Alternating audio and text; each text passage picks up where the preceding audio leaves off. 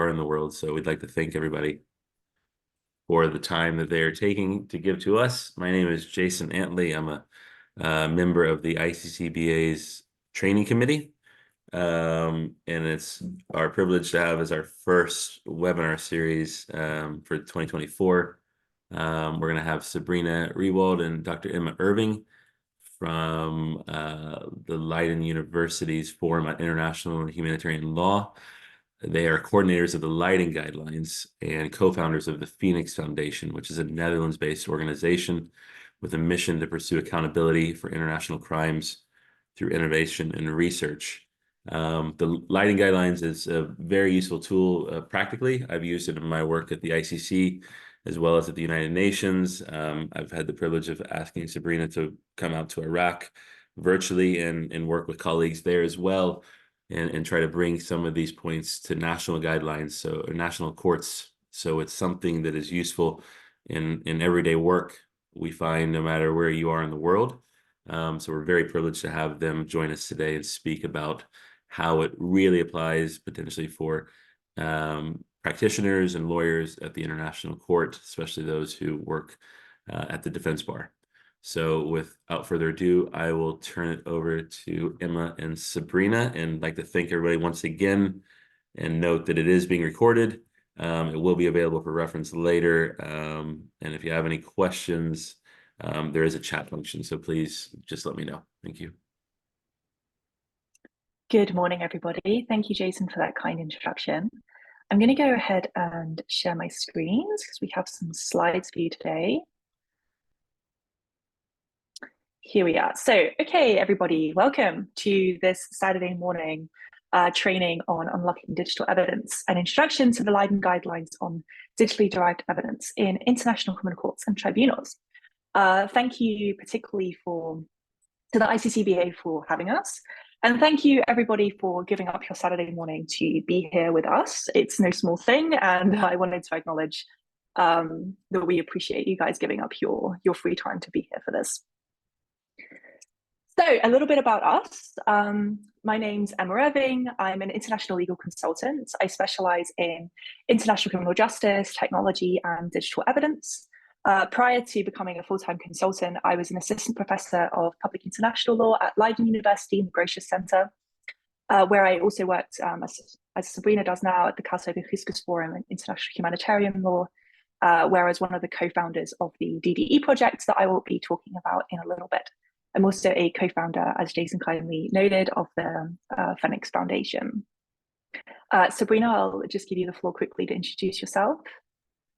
Thank you, Emma, and thank you so much, Jason, for the kind introduction as well. Hello, everyone. Good morning.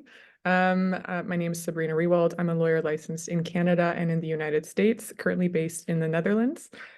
So I serve as a research associate at the Caso de Fiscus Forum on International Humanitarian Law at Leiden University, as an international legal consultant with a focus on international human rights law and international criminal law, with a strong focus on digital evidence. And I had the opportunity to supervise the closing term of the digitally derived evidence project, which produced the Leiden Guidelines.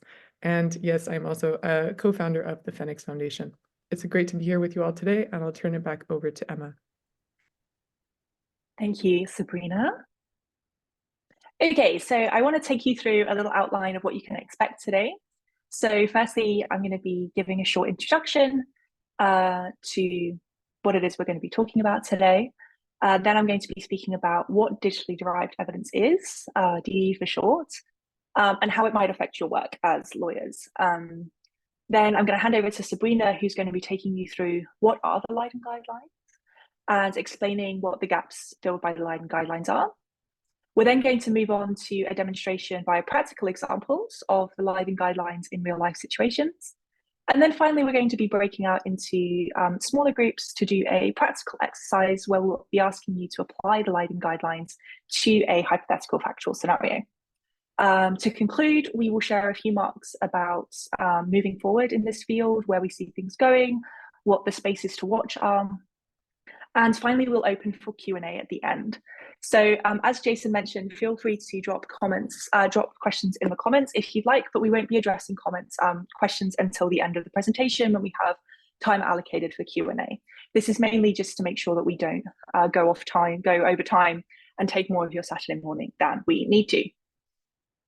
Okay, so let me get started then by telling you about the DDE project, the Digitally Derived Evidence Project.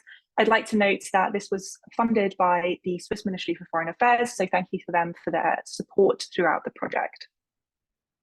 So what was the problem that the project sought to address? So we noted an inconsistent approach by courts and tribunals to digital evidence, different courts dealing with digital evidence in different ways, leading to sort of lack of common international rules for DDE's collection, preservation, sharing, and treatment.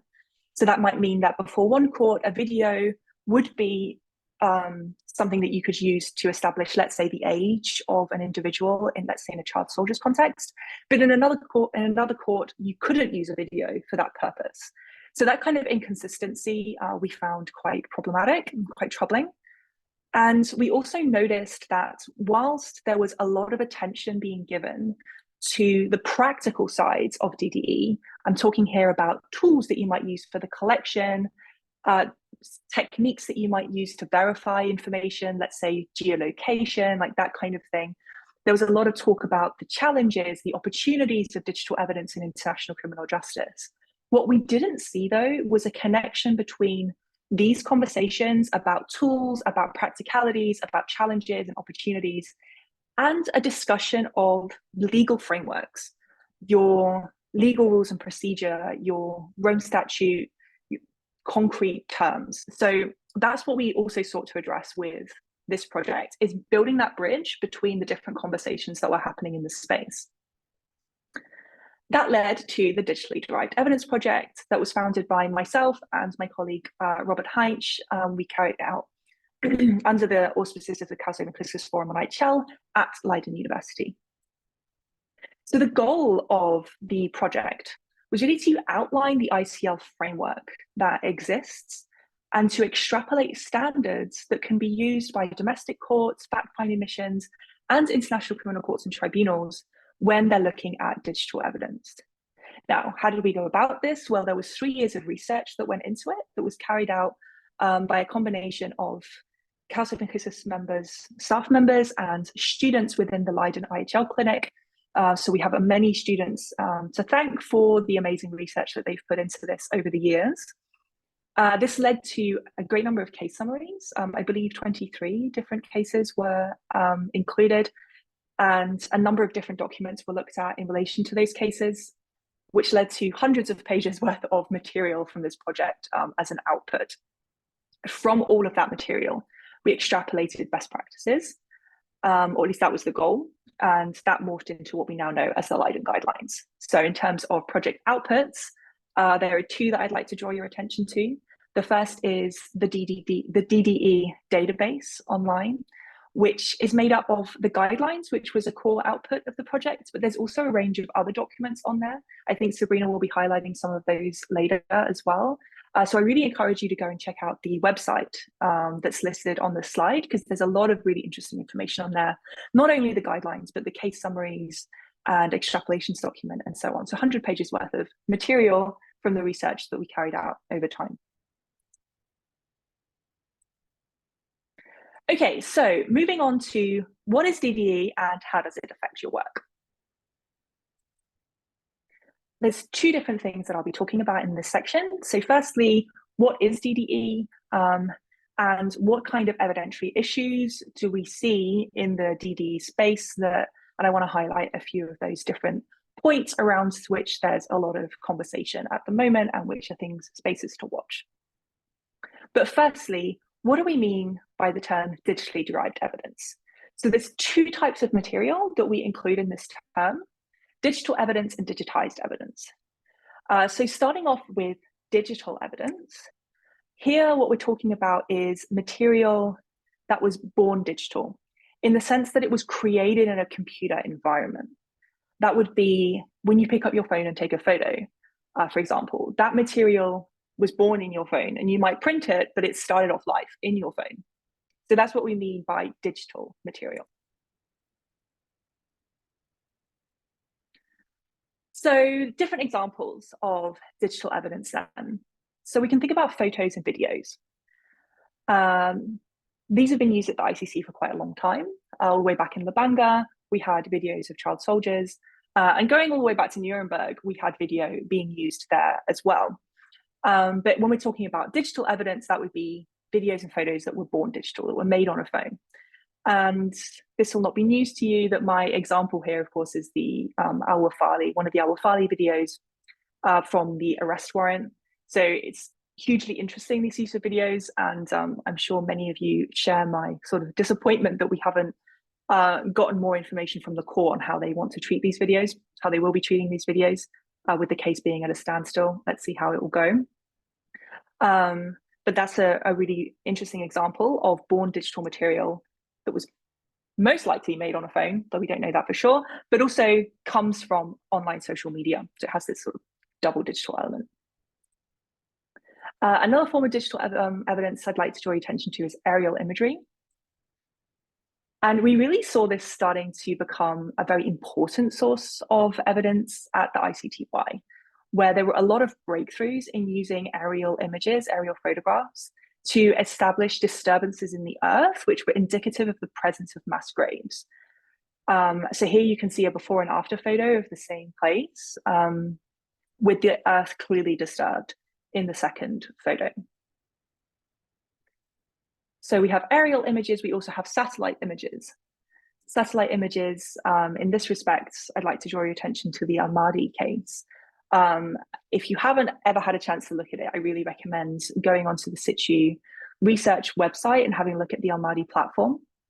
It has a great deal of satellite images, a lot of before and after satellite images to allow you to compare different sites before and after the alleged destruction, well, not the alleged, the destruction of the cultural property in the image. I believe this digital platform has also been used in the Al Hassan case. So we'll touch on the Al Hassan case later, what we might expect there, but it's a platform that continues to be important as a source of presenting this evidence. Something that's really kind of new and up and coming are the digital reconstructions.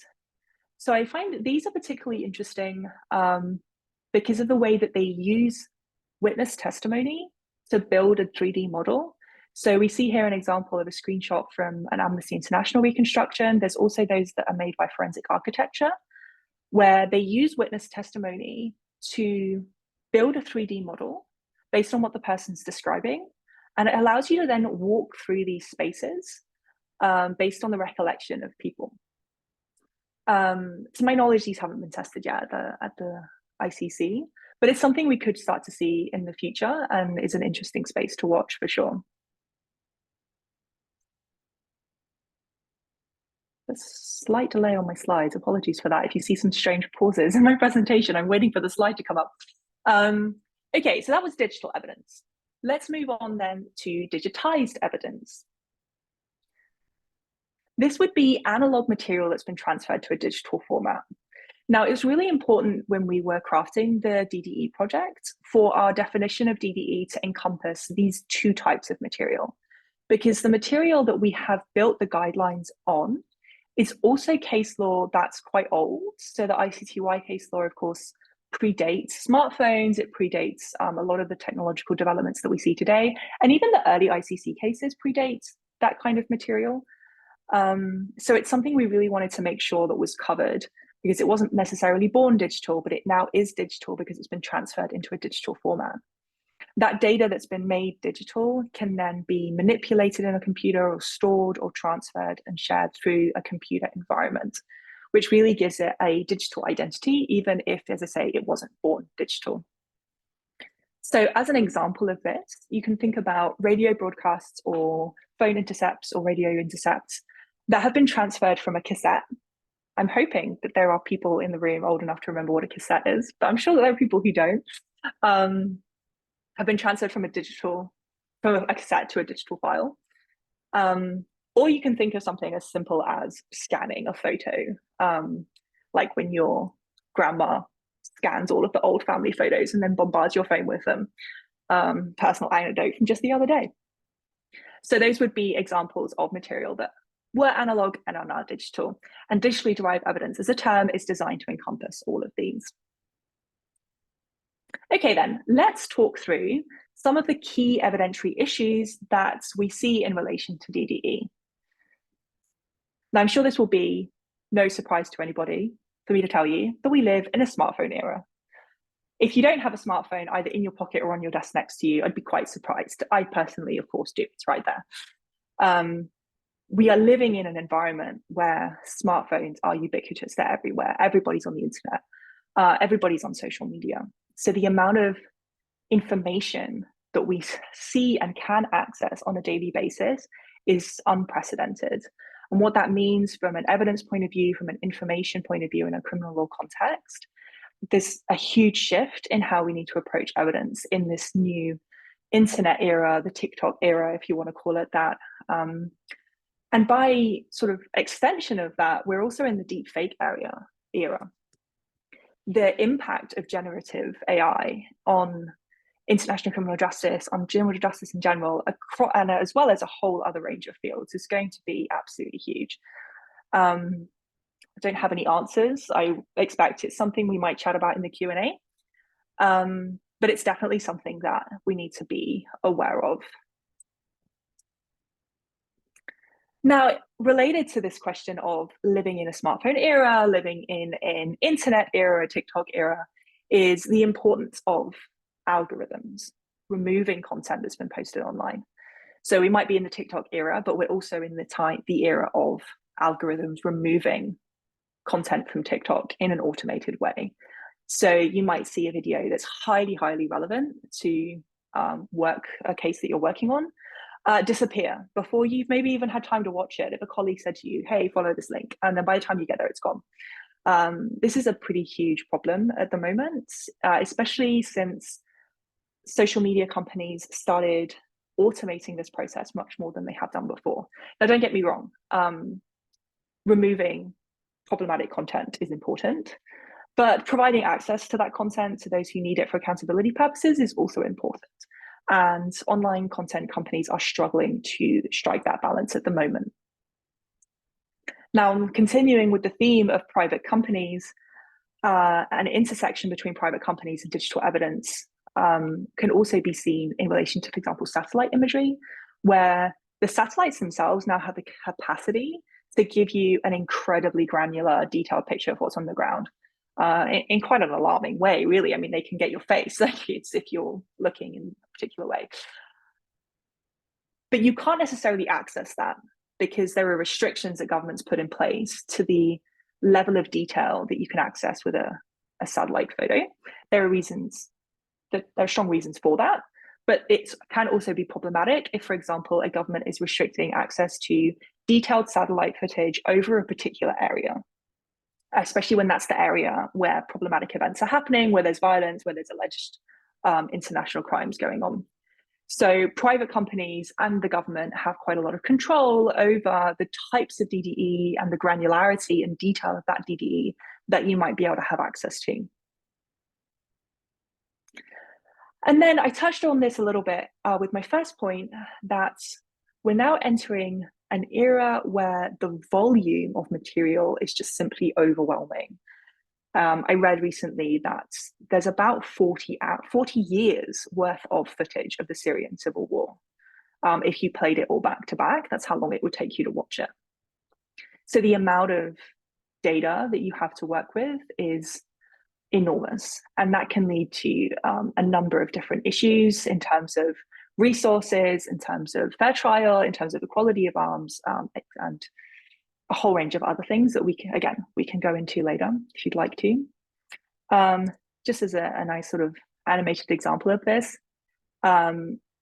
this is a mapping of a geolocation of different videos in Syria, showing where those videos were taken.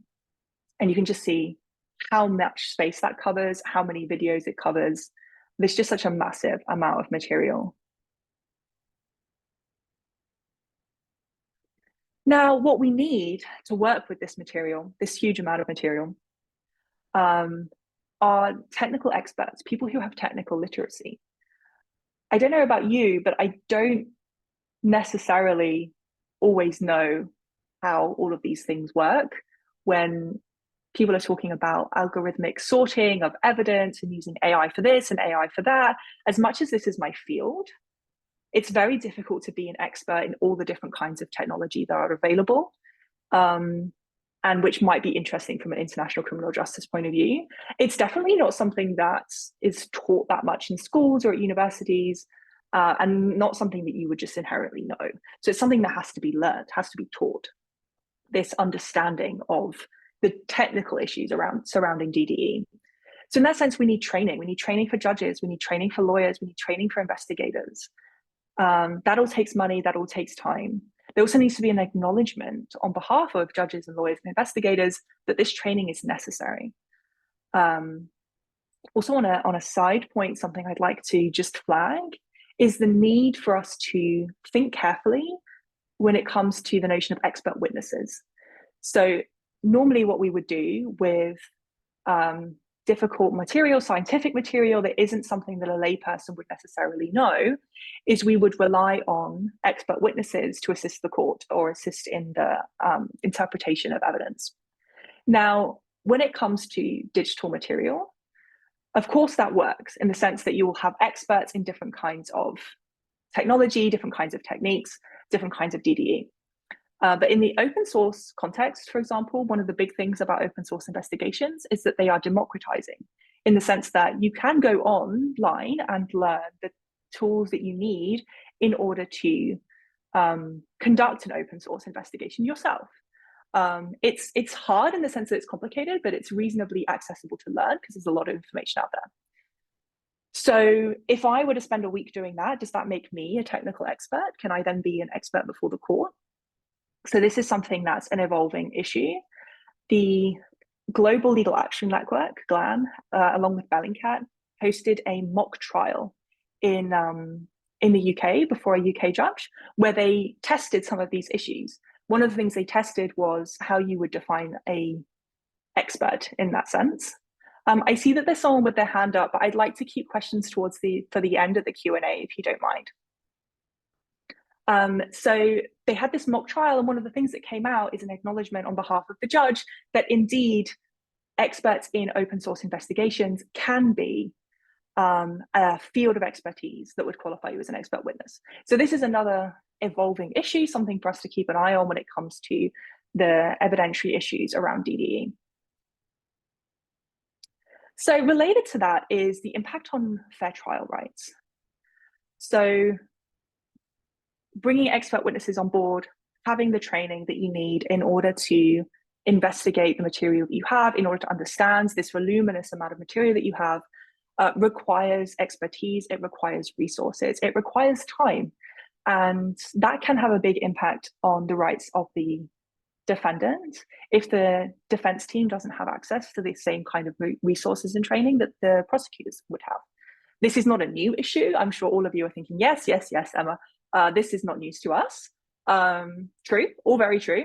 But I think when it comes to DDE, there's like an added dimension of that needs additional attention on top of the attention that this issue already deserves, because as lawyers, we're not trained in this sort of thing. It's additional training, it's additional tools.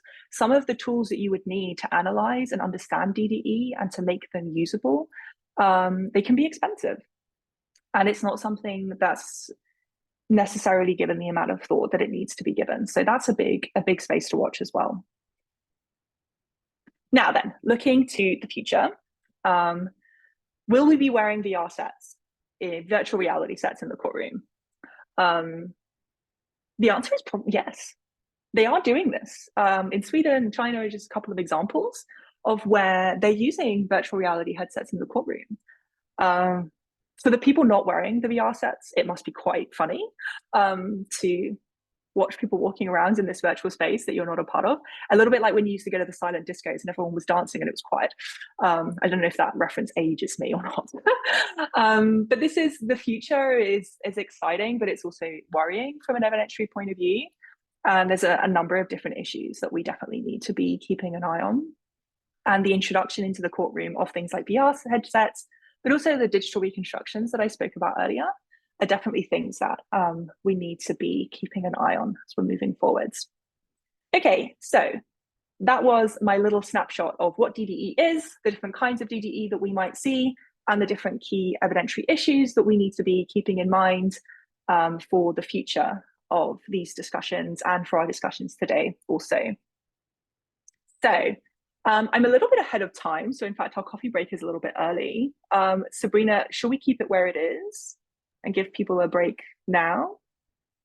I think it makes sense. The next section is going to be a bit longer, so the sections get longer and longer as we go along. So maybe take the chance to just, if you haven't had the chance to get a coffee before the training started, now's your chance, and then we'll jump back in 10 minutes, so at 10:10. Okay, great. That sounds great. So everybody, we'll see you at 10 past 10. Enjoy your coffee.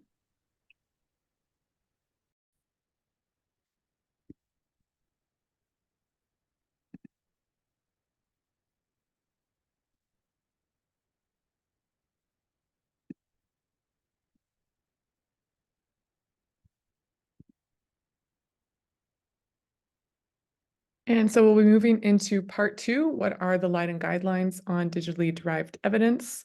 So we're going to go through first a practical snapshot of the DDE database, an overview of the Leiden guidelines website, otherwise known as the DDE database. Again, this website is leidenguidelines.com. It contains the Leiden guidelines, but it is very much a repository of the DDE project and all of its project outputs.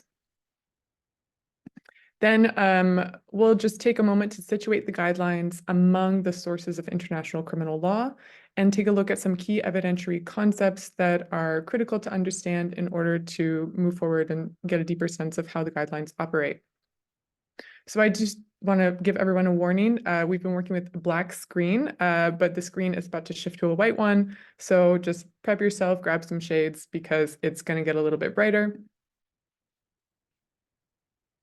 Not yet. First, we'll look at leidenguidelines.com. This is the website. And I also invite you all to, if you want to follow along on your own devices as we go through the website, you're more than welcome. These are going to be done via screenshots.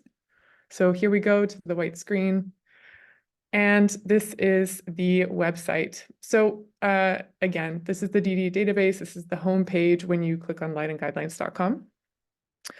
Before we kind of dive into this, I do want to give a special thanks to the student team that worked on the development of this outward-facing website, which was the final DDE team: Sofia Alto-Satala, Luca Caroli, Julia Freytag, Maria Jeremio Gomez, and Joshua Lim.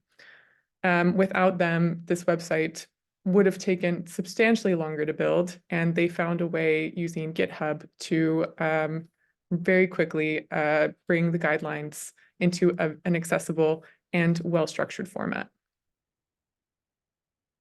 So we'll start by looking here at the homepage, and I'll point you right here to the heading where we have the guidelines, the resources, and contacts. So we'll dive into the guidelines and resources, and I just want to uplift that our contact on the website is a space for people to provide us with feedback, input, as well as any inquiries. And this is also to highlight that the guidelines are very much a living document. They are meant to be updated and amended to as case law progresses, as well as we're open to any feedback, particularly from the practitioner point of view with regard to how they've been formulated. Okay, so if we click on guidelines, the first tab, this will bring us straight to the guidelines page, which will start with an introduction offering a definition of digitally derived evidence, which Emma already ran us through. It offers, here on the right side, we have the table of contents, which offers the definition of DDE, methodology, structure of the Leiden guidelines, and scope of the Leiden guidelines. So that's the table of contents for this page itself. And then on the left, we have a table of contents for the guidelines as a whole. So these are all different tabs. And as you can see, it highlights the 6 categories of the Leiden guidelines on DDE.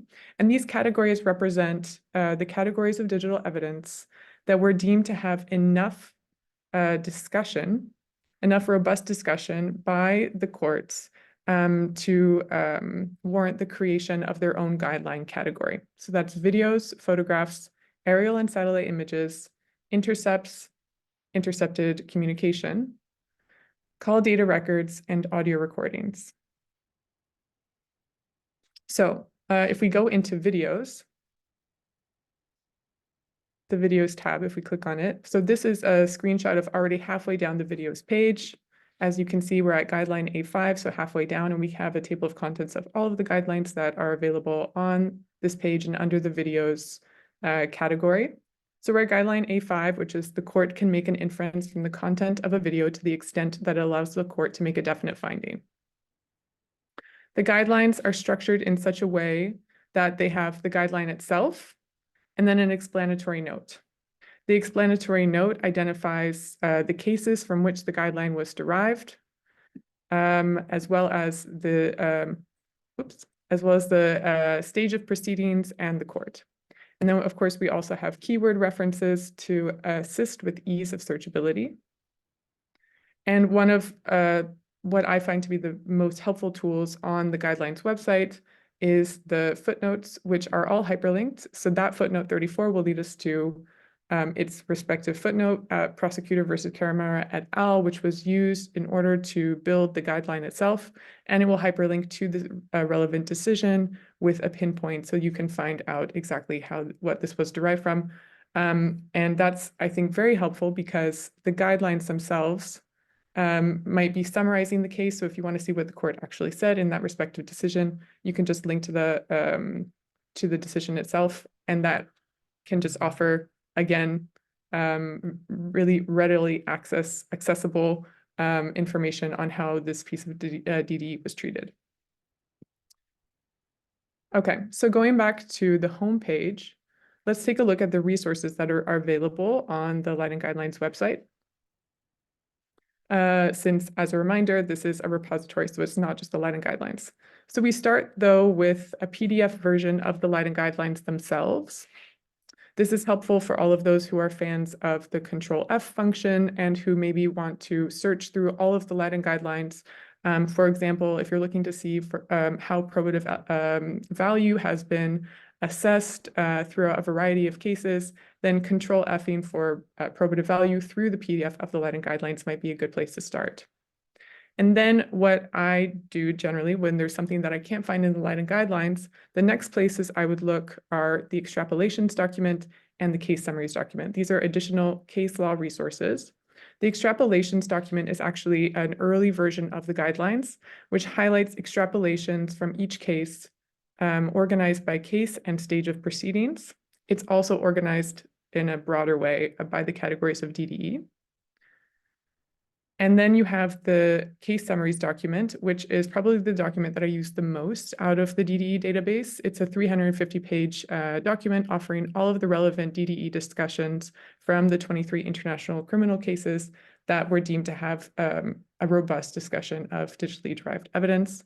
And these case summaries, if there's a form of digital evidence that is not included in the guidelines, for example, emails, then looking through the extrapolations document and the case summaries document to see how those any use of emails has been treated, that's where you can find a more comprehensive overview. The Leiden Guidelines themselves, again, they were only crafted if we had robust enough discussion, not only by parties, but by chambers with regard to a specific category of digital evidence, which is why emails and some other forms of digital evidence are missing. Then we have some legal reports, which can offer additional information. So there's a report on the use of DDE in select domestic jurisdictions, a report on the use of DDE in fact-finding missions, and then an overarching report on digitally derived evidence in international criminal law. Okay, so now we'll go back to the dark screen, which is comforting, I think, for the eyes. And so speaking of digitally derived evidence in international criminal law, it is helpful to just take a think of how the guidelines interact with some of the sources of law. Again, they're just guidance, but if we look at Article 21 of the Rome Statute, then on applicable law, Article 21(1) states the court shall apply in the first place this statute elements of crimes, and its rules of procedure and evidence. So a key benefit of the guidelines is that they highlight how the court or tribunal statute and its rules of procedure and evidence have been applied in the context of the treatment of various forms of DDE. Now, then we also have applicable treaties and principles and rules of international law, general principles of law derived by the court from national laws of legal systems. And then, but I do want to draw your attention then to Article 21(2). The court may apply principles and rules of law as interpreted in its previous decisions.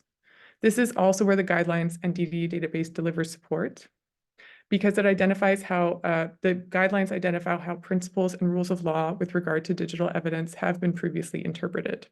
It's a database of precisely such decisions. So in this way, it can support an exploration of the sources of international criminal law. And in a more direct way, the guidelines offer insight into how evidence has been assessed via, of course, the following admissibility tests, which I presume most people here today are familiar with. For an item to be admitted, and this is taken from Bemba et al., but it's drawing from Rule 63.2 and Rome Statute Article 69.4. For an item to be admitted into evidence, it must satisfy the three-part test, under which it must be relevant to the case, have probative value, and be sufficiently relevant and probative as to outweigh any prejudicial effect its admission may cause. And then there's a discussion of weight, which here is, I think, very succinctly put as being distinct from the admissibility test, and it's helpful to think of weight as, similar to probative value, but distinct. The determination on the admissibility into evidence of an item has no bearing on the final weight to be afforded to it, which will only be determined by the chamber at the end of the case when assessing the evidence as a whole. So again, weight is ascertained comprehensively in light of its relation to other pieces of evidence.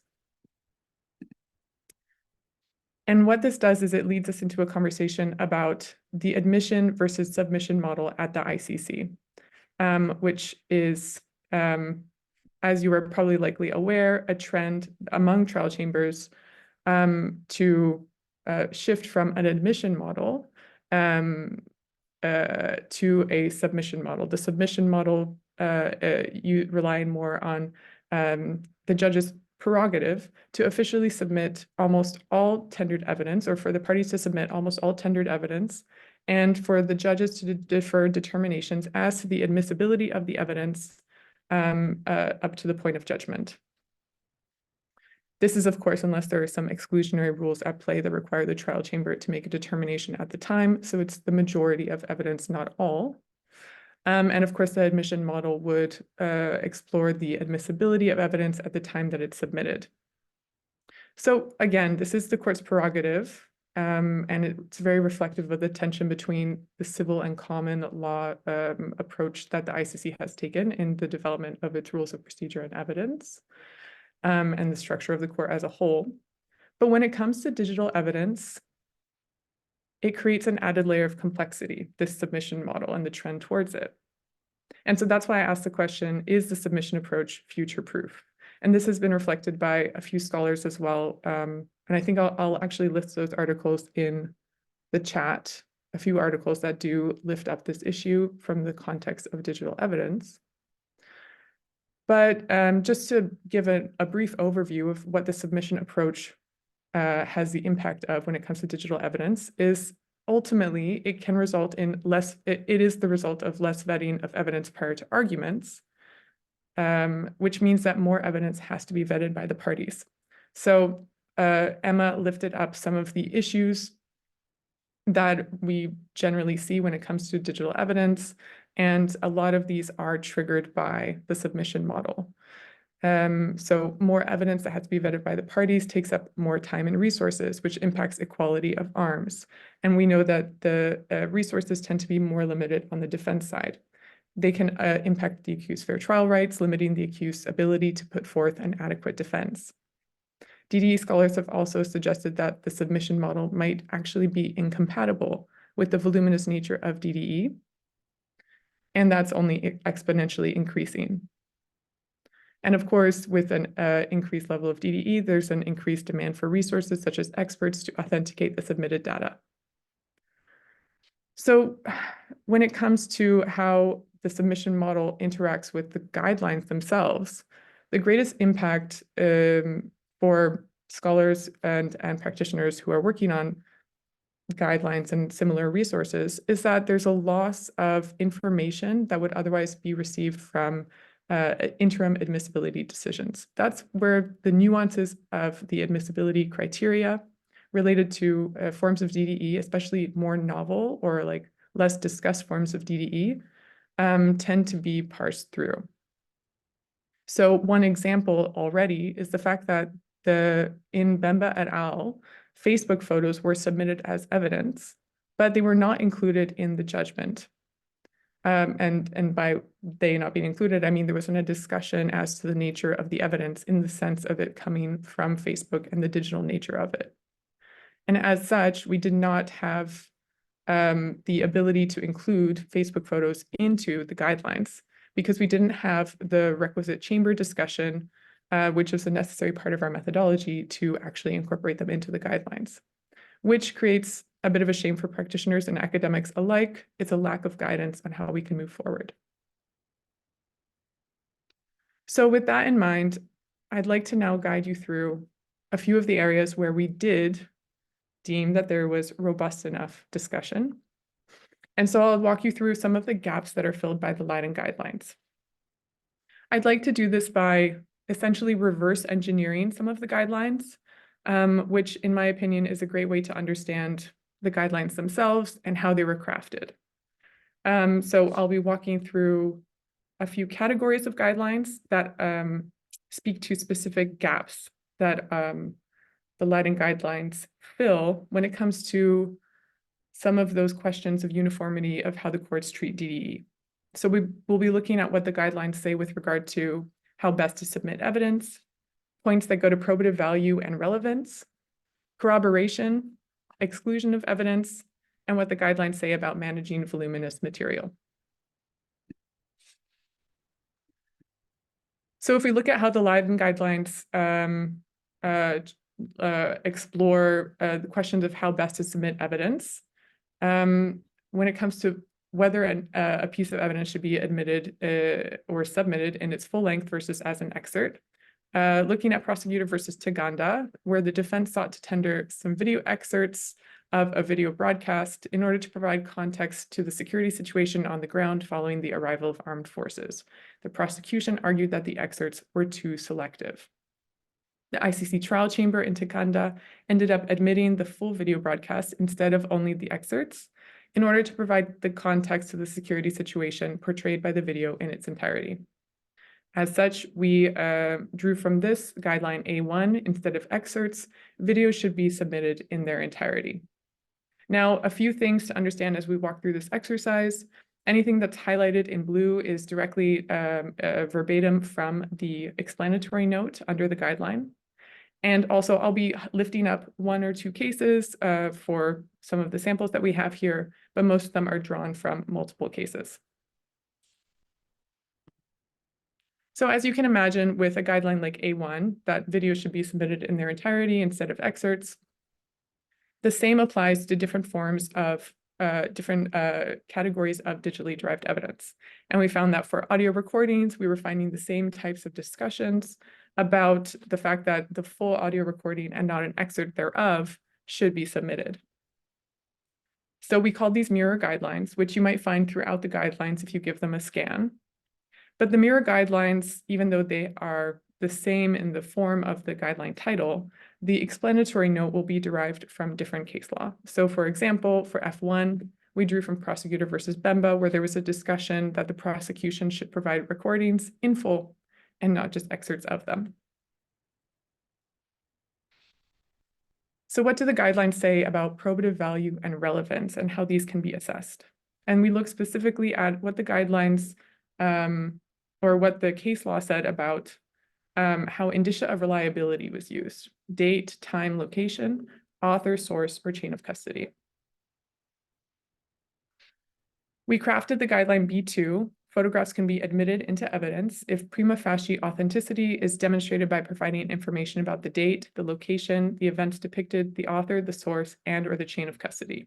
Now, this is also a mirror guideline. It's through a few of the different categories. And here I'm going to highlight what we found with regard to date, but every single guideline that has this mirror doesn't necessarily go through all of these categories. So with regard to date, in Prosecutor versus Taganda, we found that when photographs are dated, the parties seeking admission should provide evidence from which the court can conclude the dates are correct and that they fall within the temporal scope of the charges. So in Taganda, the ICC trial chamber was deliberating some photos that were dated ambiguously. They had dates such as 08, 07, 2003, which depending on where you are in the world, it's not clear which is the day and which is the month, or they were dated by a range, January to February 2003. So the court deemed that these photos could have some relevance.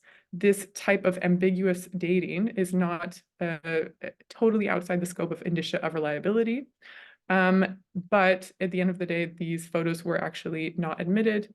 And that was because they had no other corroborating evidence to support the date as well as the locations depicted. But I think the ambiguity of the date was one of the factors that led to their determination as inadmissible.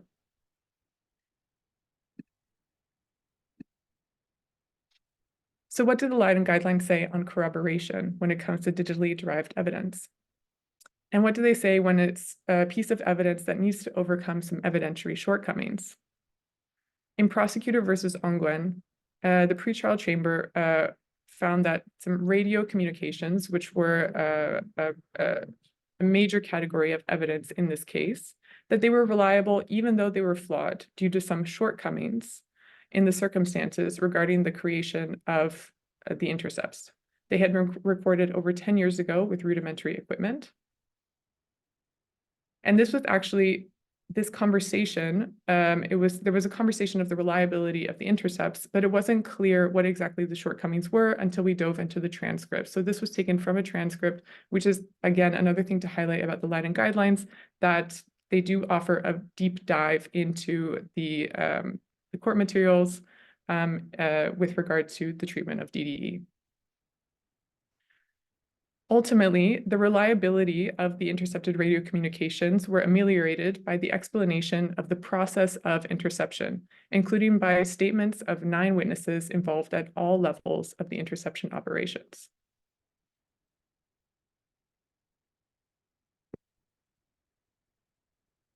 From this, the guideline D6 was developed. A detailed explanation of the process of interception and its analysis can overcome shortcomings in the interception process. So what about when there's no corroborating evidence? What do the guidelines tell us? Guideline A5 with regard to videos states that the court can make an inference from the content of a video to the extent that it allows the court to make a definite finding. This was drawn from Prosecutor versus Lubanga, where the court was had to ask the question of whether video images could be relied upon to establish the age of individuals depicted beyond a reasonable doubt. And this was with regard to the depiction of child soldiers. In this instance, the ICC trial chamber applied a large margin of error and made findings as to the age of the children only where they were, in its assessment, clearly under the age of 15 years. This was pursuant to the court's discretion under Rule 63.4 of the ICC Rules of Procedure and Evidence, which states that there's no strict legal requirement that the video has to be corroborated by other evidence for the court to be able to rely on it and establish a specific fact. But in making this determination, the Lubanga court also weighed the treatment of similar evidence at the domestic level, looking at the fact that some courts assess age on the basis of the video images before them, while other courts require the calling of expert witnesses or additional corroborating evidence in order to make such a determination. And while the court did make a decision that it has the discretion to do so, there are scholars who have criticized the decision to do so. And in contrast to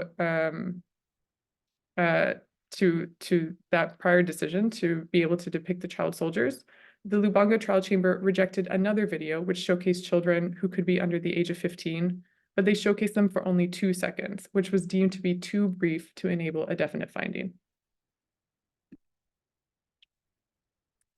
So what do the guidelines say about evidence that might have been collected illegally in an armed conflict context? We have D8, which is another mirror guideline. The collection of intercepted communication evidence will not constitute a violation of privacy if it's provided for by law, necessary, and proportionate. So this is a mirror guideline with guideline E5 related to call data records. This guideline relied upon Article 69(7), which states that evidence obtained by means of a violation of this statute or internationally recognized human rights shall not be admissible if the violation casts substantial doubt on the reliability of the evidence, or the admission of the evidence would be antithetical to and would seriously damage the integrity of the proceedings.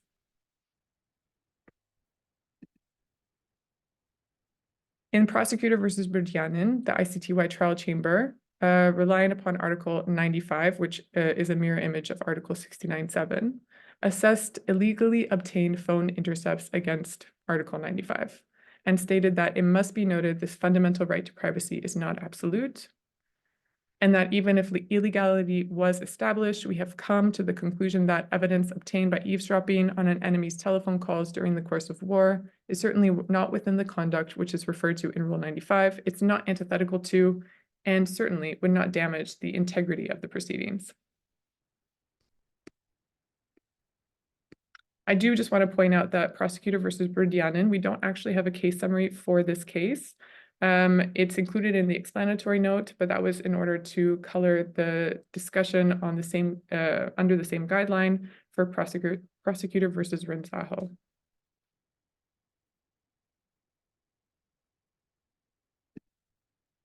And finally, what do the Leiden guidelines say when it comes to managing voluminous material? Oh, I see someone is drawing on the screen, and I'm not actually sure how to get rid of that, but we'll just move forward. But I love it. It's great color added to the slide. So where forensic evidence, managing voluminous material. Where forensic evidence, including aerial and satellite images, is voluminous, it may be entered into evidence via expert reports summarizing the forensic evidence as a whole. Rule 92 bis A of the ICTY Rules of Procedure and Evidence has been interpreted, which is in regard to written testimony, has been interpreted to also apply to summary reports, which are derived from multiple sources and aim to give background evidence to the forensic examinations. In Prosecutor versus Kirstich, this rule was applied, and the ICTY trial chamber, with an express consideration for speeding up the process, authorized the prosecution investigator Dean Manning to testify in summary form. This is a piece from the transcript. He will testify today in a summary form about the findings of experts who conducted examinations of various grave sites from 1996, 1998, and 1999, and he will introduce for your honors proofs linking the primary sites to the secondary sites. So this transcript is what we used and relied upon to include Prosecutor versus Kirstich in this guideline. There's actually no quote from the judge themselves, because the oral order was given in a closed session. So we drew from transcripts and via a footnote in a judgment to draw this this analysis. So that's a bit of a snapshot. And I just want to also dive into some of the types of DDE that are not yet included in the Leiden guidelines. So as I mentioned, there's an absence of emails, digital reconstruction technology, social media, and open source information generally. Again, there's a lot of case law that discusses the use of emails, and there's some that discusses the use of open source information, but again, we didn't have enough to actually craft guidelines. We didn't have a robust enough discussion. But nevertheless, in the DDE materials, you will probably find some references to that. When it comes to digital reconstruction technology, we're very much looking forward to the judgment from Al Hassan, which, as Emma mentioned, uses the same digital reconstruction technology as in the Al Mahdi case. But since this has actually gone to trial, we hope that there will be a discussion in the judgment as with regard to the digital nature of this reconstruction, and how it impacts and how the assessment of admissibility was crafted, as well as determinations as to weight. And when it comes to open source information generally, I will point out that, yes, the Leiden guidelines do not say much on open source information, but they don't say nothing. So I just want to highlight a section from Katanga with regard to open source digitally derived evidence from the 2010 decision on the prosecutor's bar table motions, defining open source information and some factors that we can rely upon quite early on, if we think about it.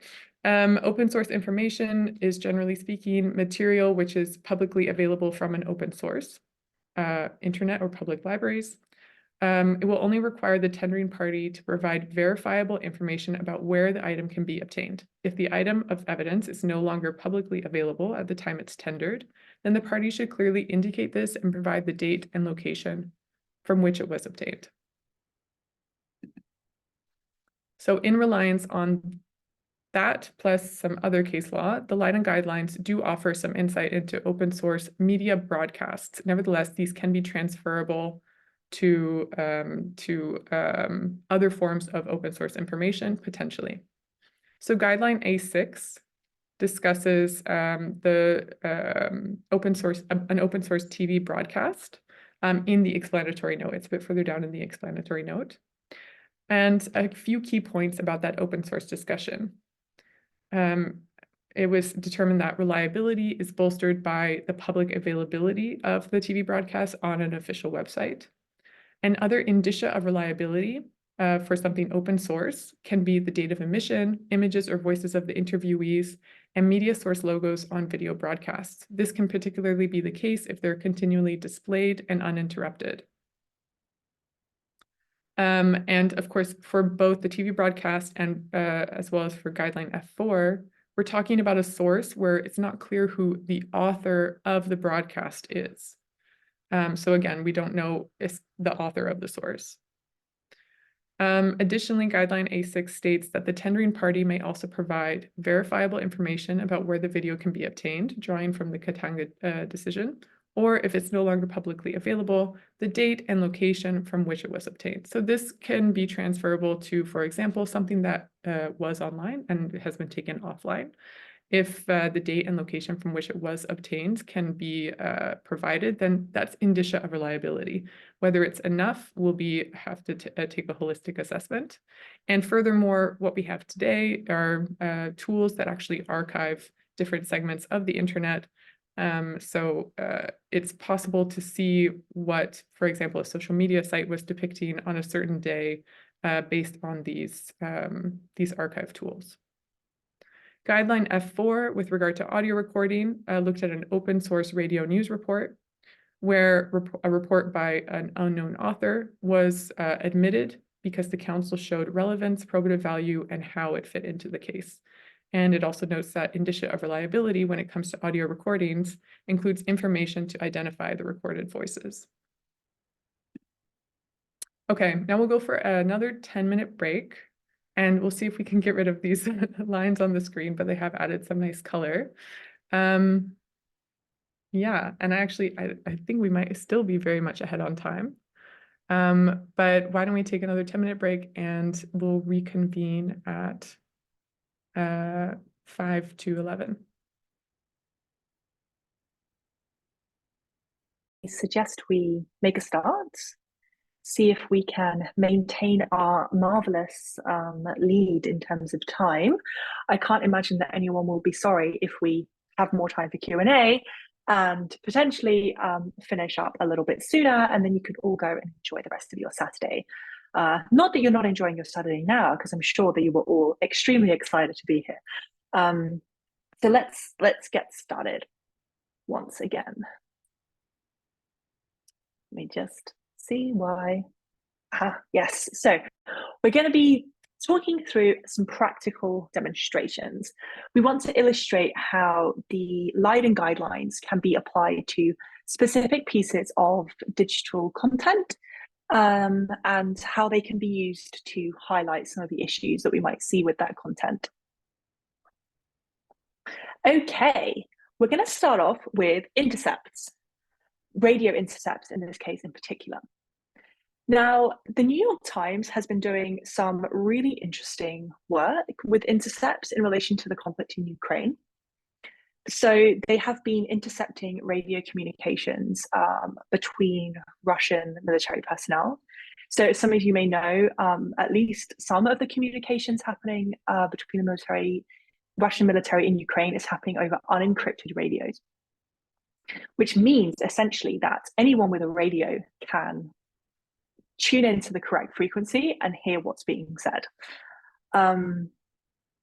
The reasons behind this sort of lack of security is not something I'm necessarily going to get into, but it's interesting from our point of view because it means that pretty much anyone can just log onto these frequencies and have a listen.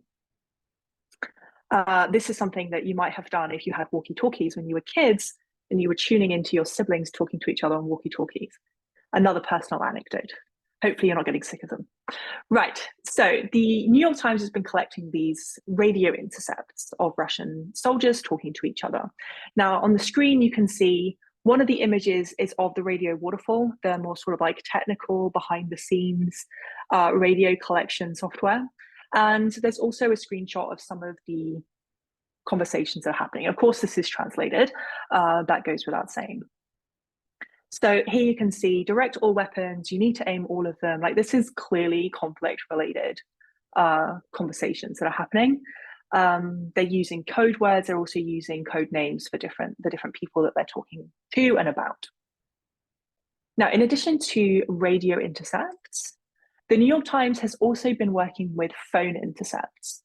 So conversations that are happening between, well, supposedly happening between soldiers on the front line and their family back home, where they're talking about how they feel about the conflict, how they feel about how the action's going, and just sharing their perceptions and their understanding of what's been happening on the ground.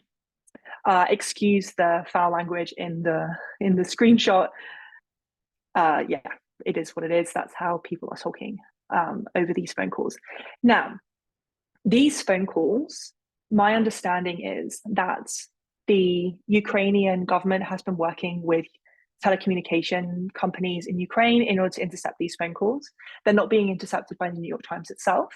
Whereas when we're talking about the radio, that's either the New York Times itself or it's other actors that they're working with in Ukraine. Because as I said, the nature of this is such that anyone can be intercepting this material. Whereas with phone calls, it's a little bit different. The technology and the equipment that you would need to intercept phone calls is very different. I mean, to start with, it wouldn't be unencrypted. So getting to listen to those conversations is more complicated. So with that in mind, let's have a look at the guidelines that we would turn to if we are looking at these intercepts and how we might apply those in a courtroom. So firstly, a guideline D2, the probative value of intercepts may be enhanced by tendering the original audio recordings. Now, this is interesting here because, as I say, with radio, it can well be that the New York Times is doing that interception work themselves, in which case they are making the original audio recordings when they record the intercepted radio signals. Alternatively, if they are working with third parties who are doing the interception, such as groups in Ukraine or groups where, wherever that interception is happening, then they are getting a copy, potentially, unless the intercepting person is handing over the original, which is possible, but possibly unlikely. They're going to be getting copies and not necessarily originals. When we're talking about the intercepted phone calls, they will be copies because the telecommunication company will be holding the originals. So when we think about this guideline, the value of the intercepts may be enhanced if you have the originals. It means that if you don't have the originals, it's not necessarily a deal breaker. It doesn't mean that the content isn't useful. It just means that you might have to work harder to establish the probative value, because if you had the originals, that would work in your favor. So if, for example, the New York Times was asked to hand over those recordings to an accountability mechanism, a court, a prosecutor, a defense lawyer, that court, prosecutor, or defense lawyer would do well to ask the New York Times if they had the originals, and if not, to point them to where they might obtain them. Okay, let's turn to D4 then. The relevance of intercepts which are not in a working language of the court may not be assessed when there's no relevant and accurate translation. This is really crucial, and this is an issue that we see come up in the guidelines a fair bit. It's a mirrored issue, like Sabrina was saying, that when there's audio, when there's spoken language, there needs to be a translation into one of the working languages of the court. That makes sense. I think on a logical and a common sense level, you can't assess something that you can't understand. It makes sense. In connection with that, it's important to note that not all mistakes in translations or transcriptions are material. So if there's a typo, if there's a slight inconsistency, as long as it doesn't affect the substance in a material way, you're fine. So if there's a small issue in the transcript or translation, again, not a deal breaker, and you can continue to move forward with that intercept and the translation or transcription of it. Finally, we're coming here to the privacy guideline that Sabrina also mentioned is something that comes up. So the collection of intercepted communication will not necessarily constitute a violation of privacy, as long as it was provided by law, necessary and proportionate. Now, in the context of the intercepts that we're talking about here, in the sense that they are necessary for establishing accountability in relation to war crimes or other crimes committed in an armed conflict, there's certainly a very strong case for arguing that their collection is necessary and proportionate. There's definitely an important aim, which is accountability in conflict, and the collection, depending on the circumstances, is likely to be proportionate to that aim. Okay, so that was intercepts. Let's have a look at video. So I found this video yesterday when I did a quick search on Twitter, X. A bit of a tricky undertaking. There's a lot of graphic content out there, so I wouldn't necessarily recommend putting Gaza video into Twitter personally, but this one's okay. So it's okay in the sense that there's no graphic content. I am going to be showing the video. I just wanted to mention at the outset that there's no graphic content in the sense that there are no individuals harmed in the video. There are destroyed buildings in the video. So if that's problematic for anyone, please feel free to just sort of turn the video off temporarily while I just show the video, which I should be able to do like so. I don't know if everybody can hear the...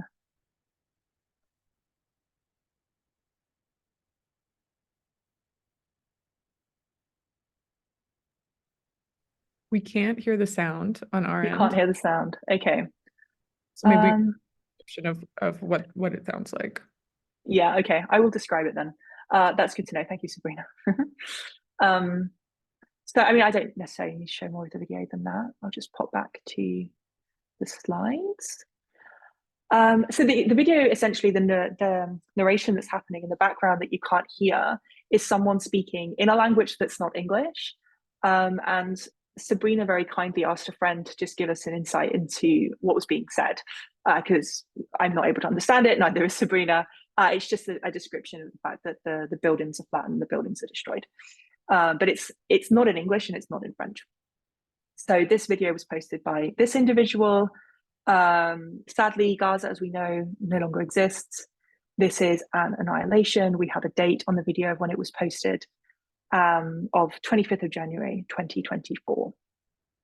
So with this video in mind, let's have a quick look at what guidelines we might connect to this video. So firstly, videos not in a working language of the court should be translated. This is something obviously we just spoke about in relation to intercepts, that audio in relation to videos, audio in intercepts, not in a working language of the court, should be translated into one of the languages of the court and be made available. Again, this is pretty common sense. If you can't understand it, you can't assess it. So this is interesting in relation to this video, that establishing the authenticity, you would need to find information about the date, the location, events depicted, the author, the source, and the chain of custody. Now, on the face of it, this video was posted on the 25th of January. It's said to be filmed in Gaza. The events depicted are allegedly the destruction of videos, although I would say more precisely what's depicted is the aftermath of destruction, not the destruction itself. The author is a little unclear in the sense that we don't know if the person who posted the video is the person who's narrating the video. The source, I mean, we have the source in the sense that we have the person who has posted the video, but we don't know if this person made the video. And chain of custody here, of course, is going to be tricky because of what I just said about not knowing who the source is, whether it's the same as the author, and not knowing who the author is. So when we look at this guideline, we can see we've actually got a number of problematic elements within here. The information about date, we can't be sure of. We have the date that it was posted, but not a lot else. We don't have any corroborating information within the post itself or within the video itself as to the location. We have, as I say, images of destroyed buildings, but we don't have necessarily information about how they were destroyed and in what context they were destroyed, or at least nothing that you could independently authenticate from the video itself. And as I say, the author and the source are both quite unclear. So this is a clear indication in this guideline that all of these points would need to be looked at in order for you to establish some kind of authenticity for this video. You likely have to bring in a great deal of additional information for this video to be admitted. On the face of it, on the basis of this guideline, we can see it probably wouldn't be. Or if it was, then it would be attributed extremely low probative value and weight. Here we're touching again on the issue of privacy, framed slightly differently. So A8 tells us that the consent of witnesses and others affected by the work of the court whose image is depicted in video evidence is required. So in this video, you can see the faces of a number of individuals. So you have personally identifiable images. In other words, we have personal data. If you happen to know these people, you would recognize them in the video. The images are quite clear. So in line with this guideline, we would need the consent of the image of the people in the video for that video to be used. Now, I think that this is an interesting example of a guideline that will likely evolve, given the way that videos come into the public domain these days, given the fact that it would likely be impossible to contact the people in that video. They might have passed away by the time that you were trying to make inquiries. The possibility of contacting them, I think, is quite small. You'd have to find them, you'd have to trace the video and who made it and when they made it and so on. I think it would be an insurmountable burden. So I see this guideline evolving over time. Of course, it's based on existing case law, where the context would have been quite different in terms of where videos came from and how they were made. So it's definitely a watch this space kind of guideline that as we move forward and we get more case law and we get more discussion, that a point like this is likely to change, or at least be sort of watered down, that an attempt should be made to secure consent, for example, rather than that consent is strictly required. Okay, now I'd like to shift to satellite images, and I'd like to talk about it a little bit differently. So I'm going to present this in a slightly different order. I'd like to use this case study for the first example. So an attack on the Amsterdam shopping mall in Ukraine on the 27th of June, 2022. So on the Ukrainian side, the allegation was made that there were 1,000 people, mainly civilians, inside the shopping mall at the time that the shopping mall was attacked. And Ukraine indicated that it was hit by Russian X-22 missiles that was fired by a Russian aircraft. From Russia's side, on the other hand, they said that these statements by Ukraine were a serious provocation, that there were a lot of inconsistencies in the Ukrainian story, And that in fact, the shopping mall was non-functioning at the time and that it was empty and that it wasn't hit by missile strikes. It caught fire coincidentally because of an attack on a target nearby. So very contrasting stories here on what happened in relation to this shopping mall on the 27th of June, 2022. Now, instead of taking you to the guideline last, I'm going to take you to the guideline first. So let's look at this guideline in relation to this particular example. So aerial and satellite images should be contemporaneous to the events they purport to be showing. And in particular, I'd like to draw your attention to these lines in the explanatory note. Images taken more than a month after the attack are of, quote, limited use to establish any destruction that took place. So more than a month after the attack. If the image is more than a month after the attack, it's of limited use.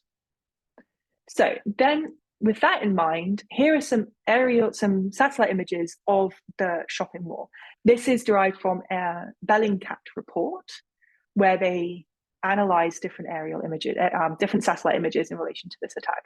So we have a before photo from the 4th of May, where you can see the shopping center and you can see the industrial site there that was allegedly the target. And then you have the after image on the 28th of June. So my question would be, and maybe we can have a little sharing of opinions with a yes or no in the chat. The second image, is it useful to us to establish any information about the attack? Can we use the second image in line with this guideline that the image should not be taken more than a month after the attack? So yes, if you think that the second image is useful to establishing an attack, and no, if you don't think it's useful.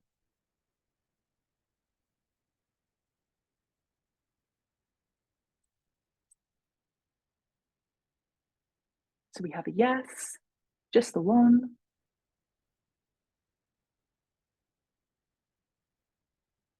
So Jason, as only you answered, I'm going to call on you and invite you to share why you think it is indeed useful.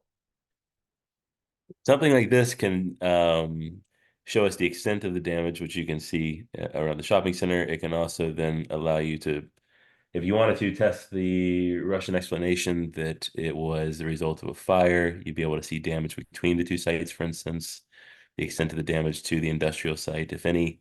And satellite expertise is its own sort of cat's bag of questions and knowledge that has to be tested there. So something like this, I think, would be really useful for both investigators and for a defense team. Absolutely. This kind of material is incredibly helpful. And as we saw with some examples earlier, it can show you the extent of the attack and it can show you the relationship between two different objects and where they are. So yes, you're absolutely right. This would be an incredibly useful image for both prosecutors and defense, depending on the point being made, of course. In relation to the guideline, you're also right, Jason. This image would be helpful because even though there's quite a big period of time between the first image and the second image, if we look at the date on the second being the 28th of June, doesn't let me. Well, I was going to go back to the other slide and show you that the date of the attack is allegedly the 27th. So actually the image was taken very shortly after the attack took place. So in relation to the guideline, which tells us that the image has to have been taken within a month of the attack, it is a useful image. Another example here then. So the use of satellite imagery to show the destruction of a mausoleum in the Almaty case. So the attack took place on the 30th of June. The first satellite image is from the 18th of June. The second is from the 15th of July. So again, between the first image and the second image, we have about 6 weeks of time. But between the second image and the attack, we have only about 15 days. So if we think about that in terms of the guideline, what matters is the difference between the time of the attack and the time of the image, and not the time between the first image and the second image. So this is the key difference 30th of June to the 15th of July. That's a short period of time. So the satellite image is very useful to supporting the existence of the attack on the 30th of June. Okay, well, I hope you're all ready for more active participation than we had in my yes or no in the comments, because we're going to take you through a practical exercise. We have some hypothetical scenarios for you, some hypothetical sets of facts, and we would like you to read those facts and then hop onto the Leiden Guidelines website, have a look at the different guidelines and share with us which ones you think will apply to the hypothetical facts that we've given you. So to encourage some more active participation and to get us all up and moving on this beautiful Saturday morning, we're going to break the group up into smaller groups and put you into some breakout groups. And then what we'd like you to do is use your time in this group to discuss between yourselves what guidelines you think apply, how they apply. And then at the end of, let's say, 10 minutes, we'll ask you to rejoin us in the main group and we'll have a broader conversation. And you can report back to us on what those different guidelines were and what the main focuses of your conversations were. So in order to do that, I'm going to pop us into breakout rooms. Now, I think we'll have... Oh, the hypos.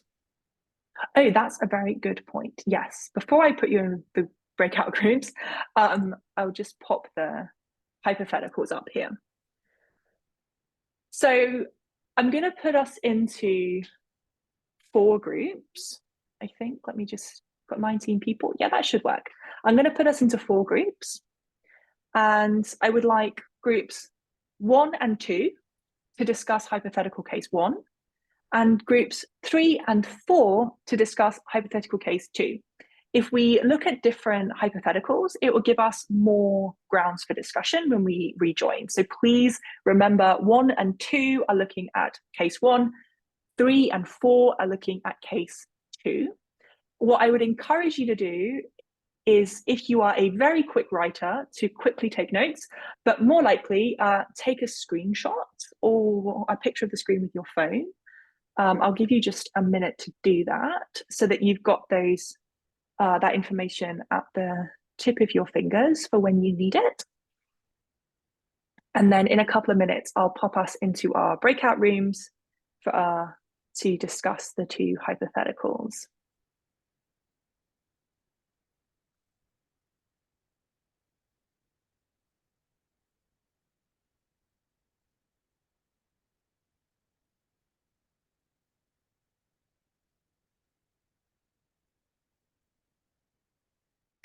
Okay, I'm going to pop us in the rooms now. So hopefully you have taken your screenshot or taken your photo, or if you're a very quick writer, taken your notes. So here we go.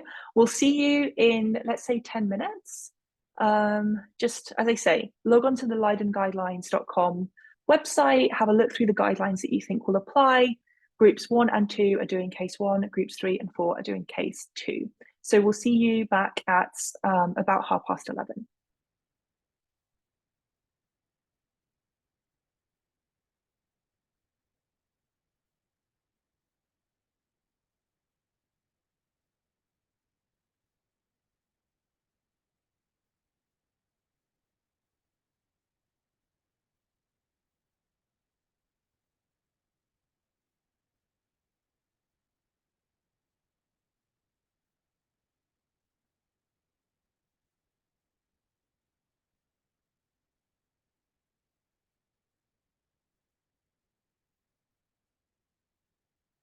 So if you're still here in the main group and would like to join your breakout group, please click. I think you should have received an invitation to join your breakout room. So please go ahead and click on that. I think, for example, in room 4, there's someone on their own. So if the other people in that room could pop over, you had some great discussions in your groups. So what I'd like to do now is just go around and ask you to report back on what the main focus of the discussion was. We'll sort of reflect on what we think the most important guidelines are for that particular hypothetical. So can I start with group one? Who would like to share from group one? Hi, Emma. We had individual assignment type situations, so we just delved into the Okay, that's also fine. Yeah, but it was extremely helpful to just really understand how it works in practice. And I can report on myself then. I thought that the relevant one was on admitting evidence in a video format and how we verify authenticity. And here, on a first glance, authenticity is not very low because we don't know the exact date. We only know the date of uploading. And then where I got a bit stuck is corroborating evidence because I did not see in the video section the specific report on corroborating videos with other videos. I saw on intercepts. And then I was asking myself a question, do we reason by analogy here? And saying, yeah, if we have a lot of videos, they corroborate. So that were the main finding. And then with the language, it's all fine because it's translated and the guidelines say it needs to be translated. Thank you. Yeah, super interesting. And if I could just jump in, I think one of the benefits of the guidelines is that, right, because they are very specific to a certain discussion of DDE, but there's no reason that they can't be applied by analogy to, again, just offer guidance when there's a clear transferability, especially when we're talking about video evidence, photographs, audio recordings, things that, you know, in comparison to call data records, which kind of take a different format. So yeah, contemplations of guidelines that are applicable by analogy are more than welcome. Can I ask you of the numbers? So you mentioned A6 with regard to authentication of videos. A3, videos not in a working language must be translated, which we have here, A6.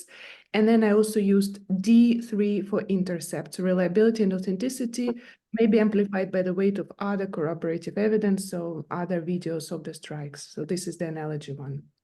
Oh, great. And with regard to A3, if I could just dig a bit deeper, because in the hypo, it says that it was translated into English by the OTP. So anything specific to that struck you in A3? I didn't dig deeper on this particular aspect, but thank you for pointing it out. I will have a look now because I didn't read in full detail. Yeah, it's an important point that I didn't pay attention to. Thank you. No, that's totally fine. And yeah, we'll see if someone else lifts it up as well. Sure. Thanks. Thank you so much, Marina. Is there anyone else from group one who'd like to jump in and tell us about their individual study findings? Don't have anyone popping up. Okay, shall we shift gears then and have a look at the other hypothetical? So would anyone from group three like to share what the discussions were in group three? We discussed this together, so it wasn't individual, but together. And well, the first thing that we thought about is that, of course, we have the date in the video, but we do not know the date of the strike. It doesn't say. So we would need just to look for the date of the strike and see whether the video was taken within a month of the strike. But then, yeah, we went to C5, sorry, and C6. Regarding the insufficient authentication goes to the weight of aerial and satellite images, because, of course, it says that it was a private company, but there was no information as to its creation. So we went to C5 and saw that the lack of information regarding the method of creation does not necessarily impede their probative value. So it goes more to the weight. So you can introduce it, but then it would need to be accompanied with an expert testimony corroborating, for example, yeah, trying to explain the creation of the report, how could it have been created by a company, etc., and that, yeah, would go more to the weight. I don't know what else am I missing? You mentioned C5 as well, or C5 and C6? Yeah, C5 and C6, yeah. Okay, so adequate with, yeah, expert corroboration. Yeah. I don't know if my colleague that was with me wants to say something else. I think that was all. Thank you, Beatriz. Yeah, so basically that we were reading and going through, but yeah, it was basically that. Great. Anyone else from either of the teams? I think, did we get team 4 as well? No, so far we've heard from team 1 and team 3. Would anyone from group 2 like to share any thoughts moving back to the video? Yeah, hello. Hi. Okay, Yeah, hi. Well,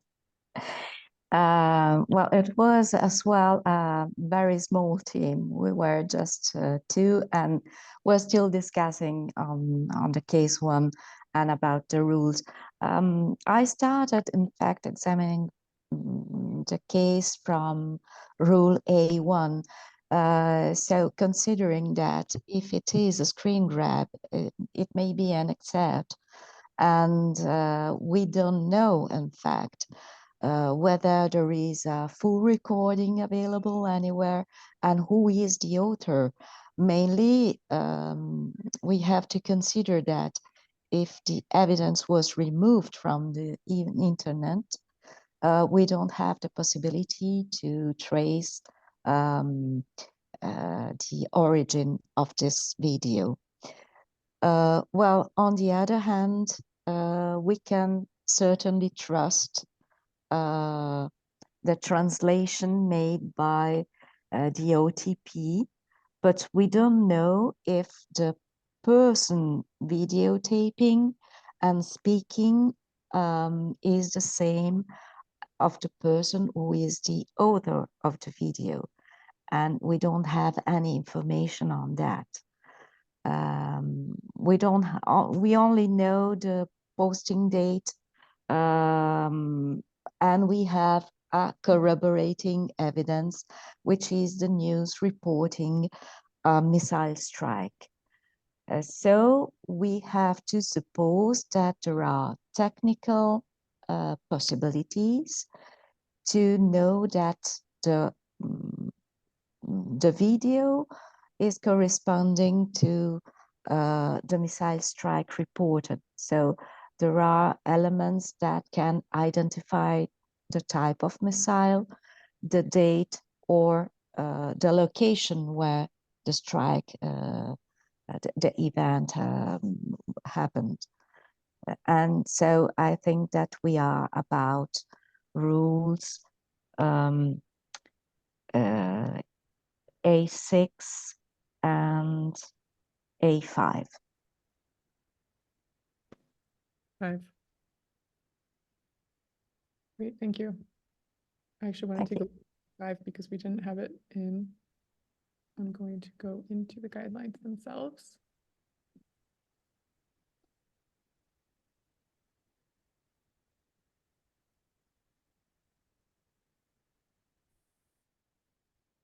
Yes, it allows the court to make a definite finding from the content of a video. Yep, that I think would definitely apply.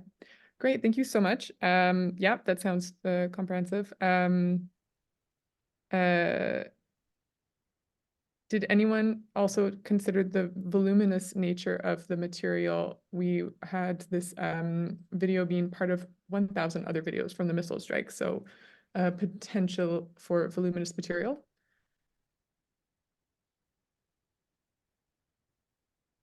And this would be another situation where a guideline could be applied by analogy. So that would be, I would apply C1 in this regard with regard to satellite imagery, which relates to voluminous material and how it can be potentially entered into evidence via an expert report that actually summarizes all of the forensic evidence. There's actually a question from Jason about this in the chat, so we can also dive deeper into this and the opportunities for that from an open source standpoint later on. But again, when we're thinking about the analogous nature of the guidelines, that's one example that will tackle the final point of hypothetical case one, that it's part of 1,000 other videos from the missile strike, not all of which will be potential evidence, but which could possibly be, and if they were all to be submitted, how would that be handled?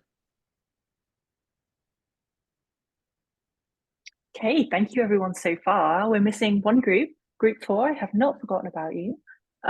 Would you like to share your thoughts on hypothetical case 2?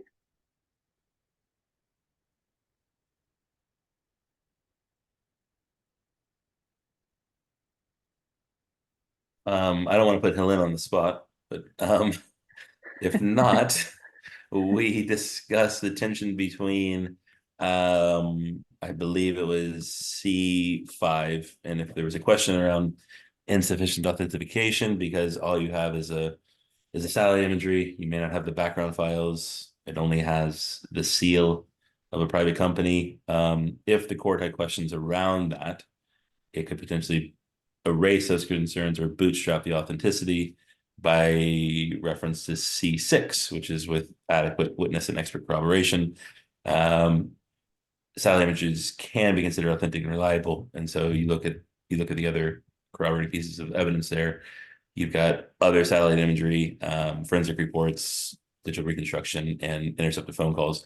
If all those sort of are authentic and all those show the same thing that the high quality but less reliable satellite image does show, then you're in a situation where that questionable satellite imagery can be useful to the court and probably can be used by parties. Great, yeah. And actually, let's jump into C3 really quick. And C4. I wish I knew them all off by heart, but I unfortunately don't.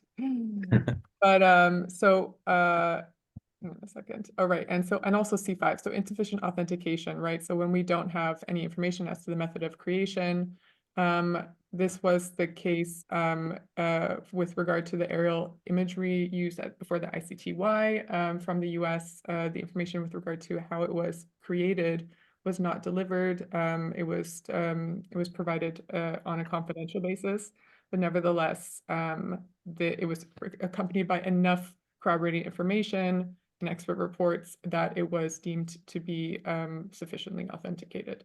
So again, when we don't have the metadata behind the satellite imagery, which can be such like the internal corroborating information, you can rely on external corroborating information, the expert witnesses or witnesses that were on the ground, videos, photographs. And again, this is when it comes to those recreations that we are finding in Almaty and that we know has been used in Al Hassan, that's precisely what they've done in order to rely upon the use of open source material in combination with satellite imagery and create a digital reconstruction of the space where the harm took place, where the crime took place, the attacks on the protected sites. I do want to jump back into the hypothetical case 1 and kind of just do a thorough review of what we deem to be our cheat sheet here. And actually, I think A5, it's fun to do this exercise because there's always guidelines that were not expected that folks like identify as being analogous in another way. So there's really so many ways that you can look at these and utilize them.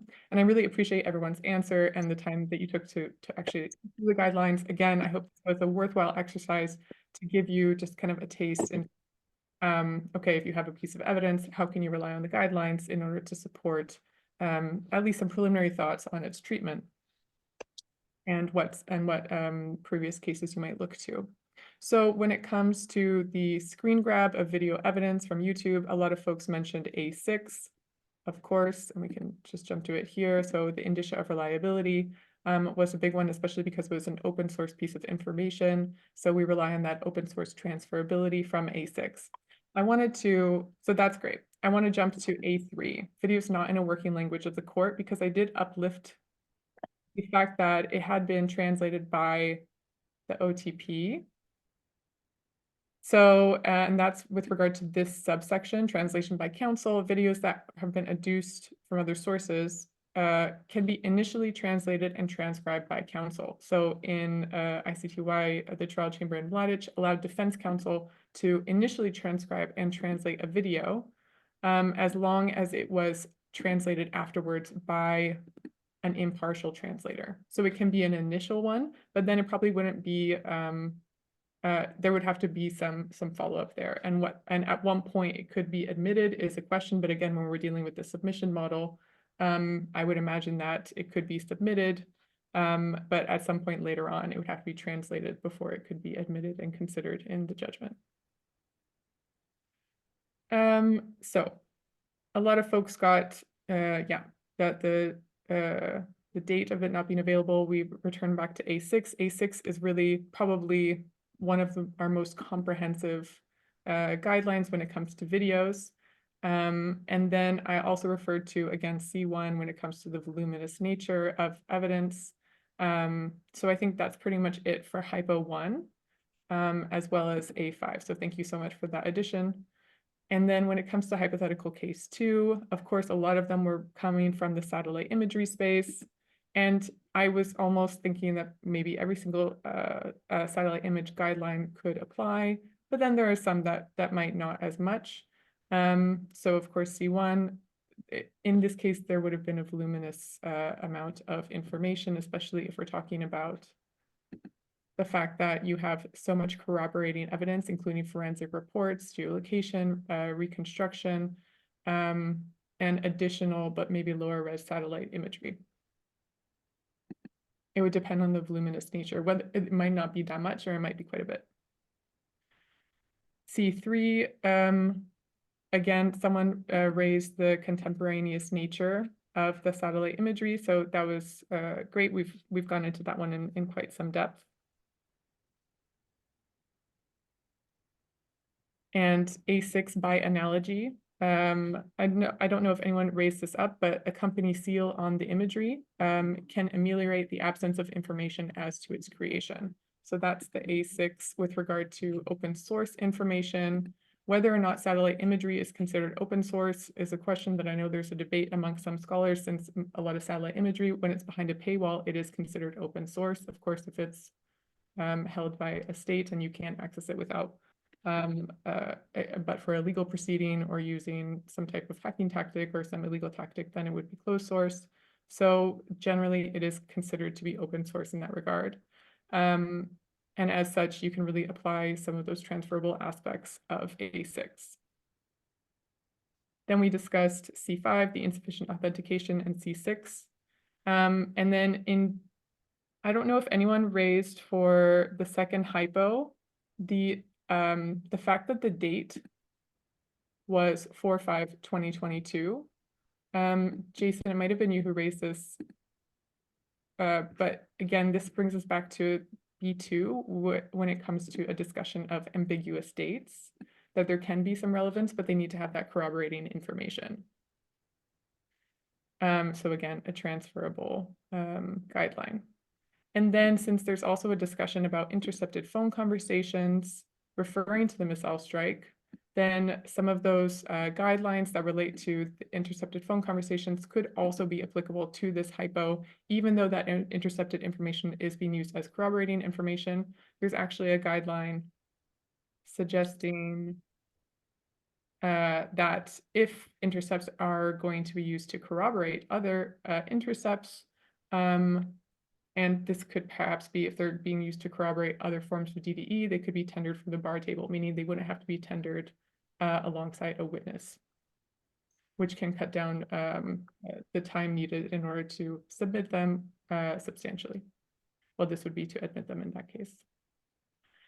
And then I would also just add D8, which is a consideration of whether or not those intercepts were collected in violation of ICC statute or human rights if they're being relied upon to corroborate the satellite imagery. But that's pretty much it. And I think everyone hit all of those. So I hope that was helpful. And that actually leads us to the next step. Oh, keep on doing that. To the next step, and we're coming close to the close of our training today. And yeah, it looks like we're doing very well on time, which I'm glad about. So thanks again, everyone, for participating in this exercise. And I hope that it was in some ways illuminating for you and helpful to you. So we just want to talk a bit about like next steps with regard to the guidelines and what we see as kind of the future of DDE from the vantage point of working on this project for the past 3 years, the past 5 or 6 years in Emma's case. And so one thing we're really looking forward to and looking ahead to is the Al Hassan judgment. As we know, it's been delayed. We were looking forward to, but also a bit giddy as to whether it would come out right before this training, because if it were, we would have wanted to incorporate it to some extent, which would have taken some fast preliminary review. So, you know, there's maybe a silver lining there in the sense that, well, we could really just rely on our pre-existing materials. But, you know, what we are really looking forward to this case, and that's because of the case's reliance on a variety of open source information, as well as its use of the submission model, which means that a lot of those assessments as to the admissibility of not only open source information, but various forms of digital evidence have not been made public. And we're hopeful that they will be included in the judgment. But again, this is a question. It's completely up to the court and the court's discretion to how they wish to craft the judgment. Again, with regard to if we remember the fact that there was no discussion of the treatment of Facebook photos in the Al Bemba case, even though there was quite extensive discussion between the parties of their the treatment that they were putting forth, that should how they view them to how each party wished for these Facebook photos to be treated. The court didn't make enough of an express discussion on that it could actually be helpful to scholars and to practitioners to understand if or to use that as any guidance for how to treat Facebook photos moving forward. When it comes to the situ research platform, interactive 360-degree visual representations that have been used, yes, in the Al-Mahdi case, but there's been no discussion on that, but has been now reused for the Al Hassan case. It will be really interesting to hear not only how open source information that's combined with other corroborative information, so open source photos and videos combined with satellite imagery, combined with geolocation reports, combined with forensic data.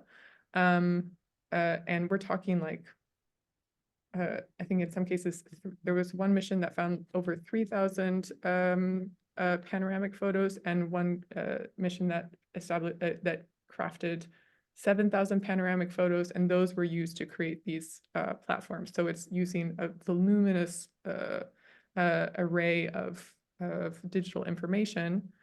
And how will that impact the fact finder? Are there ethical considerations that need to be kept in mind when it comes to a recreation of a real environment in a digital format? This is also a consideration when it comes to the use of virtual reality headsets, which, as Emma mentioned, is already being used in some courts, in some jurisdictions. And, you know, while it's all very exciting, and it could definitely be viewed as being a support to the fair adjudication of trials, at the same time, there's ways that it could trigger psychological implications for the fact finder that maybe are not apparent at this time. And so this all needs to be taken under consideration. And while 360-degree visual representations have been used at the domestic level, we haven't had the opportunity to review them just yet. And so it will be interesting, hopefully, if this is the case in the Al Hassan judgment, that we can have that kind of comparative analysis take place. Right. So another point when it comes to moving forward, and actually to the point that I just made with regard to Hassan and the use of visual representations at the domestic level, a big takeaway that we've seen from working on the DDE project and the focus at the international level, and particularly international criminal level, has been that we can really comfortably say at this point that the future of digitally derived evidence is domestic. What that means is that the analysis that we can conduct at the international level is limited in comparison to what analysis can be undertaken at the domestic level, and with consideration for the fact that international courts and tribunals borrow substantially and can derive their interpretations from the domestic level. As we briefly looked at when it comes to the sources of law, the ICC, that's definitely included as one of the sources of law. And when we know that the use of open source information, social media, and maybe more verifiable authentication practices are happening at the domestic level, this is something that really needs to be studied. So we see the Leiden guidelines and their focus on the international criminal level as a starting point. And Emma and I are working on a project through the home base of the Phoenix Foundation to undertake a global survey on the treatment of digital evidence in domestic courts. It would use the same methodology as the Leiden guidelines and rely on some AI tools to undertake this far more vast study. And in that, we would aim to better support both domestic and international justice practitioners. So all of that to say, watch this space, and we're hopeful that we can deliver something novel in the coming years in that regard. Emma, I'm not sure if you want to add anything to this before we close off and shift to Q&A. No, let's go ahead and shift to Q&A. I think that's was very comprehensive. Okay, great. So before we shift to Q&A, I would just like to take a moment to again thank the ICC Bar Association for this great opportunity to connect with you all about the Leiden guidelines and how they can be practically applied at the ICC. Thanks, Jason Antley, as well as Felicity Gary, for this opportunity to connect with you all. And thank you, Dom, for your great administration of today's call. And so with that, we will close the training and open up for question and answer. And actually, I might just leave our emails up here while we go through question and answer so that you have to copy them and then definitely reach out to us if you have any follow-up questions that maybe we couldn't tackle during the course of this training, or if anything comes to mind, or if you want some further information on the Leiden guidelines, as well as if you have, again, any insights or comments on the Leiden guidelines themselves. We are always open to that type of, whether it's criticism or support or anything. So on a management of the Q&A front, if you agree, Sabrina, maybe we'll take the questions that have been posted in the chat first and work our way through them. And then if anyone would like to add additional questions to the chat, please go ahead and do that. We'll review them as we go through. Does that sound like a good plan? That sounds great. So then in that sense, I'd like to start off with Jason's question. Jason says, just on voluminous material, could something similar be done with open source material if submitted through an open source expert? Just thinking of how to streamline upcoming situations which may have too much OSINT to go through. So absolutely, I think this is going to be key when it comes to open source information and digital information more generally, whether open source or otherwise. There's just so much of it. What we see as a trend when it comes to working with open source information in various different contexts. So Sabrina and I also work on a different project, which is to do with the development of a protocol on the collection, preservation, and transfer of audio data, which includes both open and closed source audio data. So in the context of that, we've also been having conversations with several different actors who work in the field. And the trends that we've noticed is the use of algorithms to do a first sort through when you have a large amount of data. So you might run an algorithm over the thousands and thousands of images that you have, looking, for example, for a particular kind of weapon, or looking for anything that has people in it, anything that has voice, anything that has a particular kind of vehicle. Like the sort of AI trained algorithms can help do a first level search through of that material. And then linking it through to your question, I think in order to submit that before a court, it would be helpful to have an expert testify to how that algorithm conducted that first level search, and the criteria that it was used in the training that was done, and so on. So in that sense, having an open source expert testify to how they arrived at the relevant image or relevant video that they arrived at, and how they sorted through the huge amount of information, would be helpful, rather than just submitting that photo without that background information of how you got there. Because indeed, then the question of, well, how did you arrive at that particular photo when you had thousands and thousands of photos is likely going to come up. And I think it's good grounds for a defense challenge. If there are thousands of photos, how do you know that there's not photos in there that would favor the defense? So having an expert come in and testify to how that analysis was done, I think would be a good approach. I hope that answers your question. I want to give you a second to jump in and elaborate in case it hasn't. No, it has, and it's actually thrown up some further things I need to think about with application then to fair trial rights, about being able to test that algorithm yourself or have access to that algorithm yourself. And certainly that's an issue with the prosecution at the ICC and their new tools, and that had not come about yet. But I think the ICCBA is working on how we start that conversation and how we make that an issue. So thank you for that.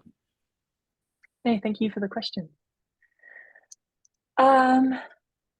So Marina asks, following on from that, so we have our traditional criteria of admissibility, probative value, reliability, and wondering if legal work is done addressing the phenomenon of deep fakes, a material that might pass the original legal test due to technological sophistication. Sabrina, do you have any thoughts, or would you like me to comment? I can just provide some initial thoughts, but then I think you can take the rest of this question. So yes, legal work is definitely being done to address the phenomenon of deep fakes. And again, I can't say for certain because I'm not that familiar with the inner workings of the ICC. I'm not working within that framework at the moment. But generally, this type of analysis, it exists. It's possible to ascertain whether something is a deep fake. And I think it's more technologically advanced. The technological advancements are happening at the domestic level. But of course, that doesn't mean that that technology isn't available at the international level. However, what we're also seeing is that the fakes, and especially with the advent of more mainstream use of AI, is becoming far more and more sophisticated, requiring more in-depth, lengthy, costly analysis to take place. And it, at the court level, one of the benefits of the legal, the court systems is, well, we could say it's a negative thing that they move so slowly, but it's actually a positive thing because there is the opportunity for in-depth analysis to take place. Nothing has to happen rapidly. So there's less of a risk that deepfakes will be admitted as evidence, but at the same time, a competing concern when it comes to the prevalence of deepfakes is the risk of real material not being submitted or admitted as evidence because it is feared to be a deepfake. So that's another concern that I think is worth mentioning when we're having this conversation generally. And that's really all I can say with regard to the legal work. I can't get into more specifics because then we're getting into really forensic investigations, which is the realm in which the analysis of any tampering of a piece of evidence would take place. Emma, I don't know if you have anything to add there. Not really. I would just maybe say that I think the traditional criteria of admissibility, I wouldn't say they necessarily need to be adjusted, for example. They just need robust application. So when it comes to things like authenticity, it might just mean we have a lot more hoops to jump through. And like Sabrina says, that can be very resource intensive. That can end up being very expensive because the deepfakes are getting harder and harder to detect. I remember a few years ago, the great test for whether a video was a deep fake was that the people in the video didn't blink. And I thought it was interesting because as soon as they published that finding, there was a big study done, and they were like, deep fakes don't blink. I was like, well, now everyone's going to go out and make deep fakes that blink. So it almost is as quickly as you can find methods for identifying them, like the methods of making them are evolving to meet that. So I think I don't know that we would need to elaborate on the traditional criteria. Rather, we would just need to make sure that the tools were available to all parties to make sure that they are robustly met, particularly when it comes to something like authenticity, and just making sure everyone has the tools that they need to do that, which links into a number of points on fair trial and the need for technological expertise and literacy and so on. But it's a great question because it's a really important issue that continues to be problematic, and I think is not going to go away anytime soon. So it needs to be met head on and with great enthusiasm. Okay, let's move forward then. So I think we have. So Maria Mercedes makes a point. I think that was more of a point than a question. But Maria, I want to quickly give you the floor in case there's something that you wanted to raise in relation to your comments in the chat. Well, thank you. I was just reflecting before and now listening to your last comments. I was thinking also that, well, evidence is at the heart of any criminal proceeding, but digital evidence may only be a mean, an instrument to prove that an event occurred, but doesn't give any clue about responsibilities about the authors. So admissibility of a digital evidence, criteria of admissibility of digital evidence may also strongly influence the functioning of a proceeding and may be an instrument to orient the investigation in the preliminary phase before the court and before the tribunals are driven to the evaluation of the evidences.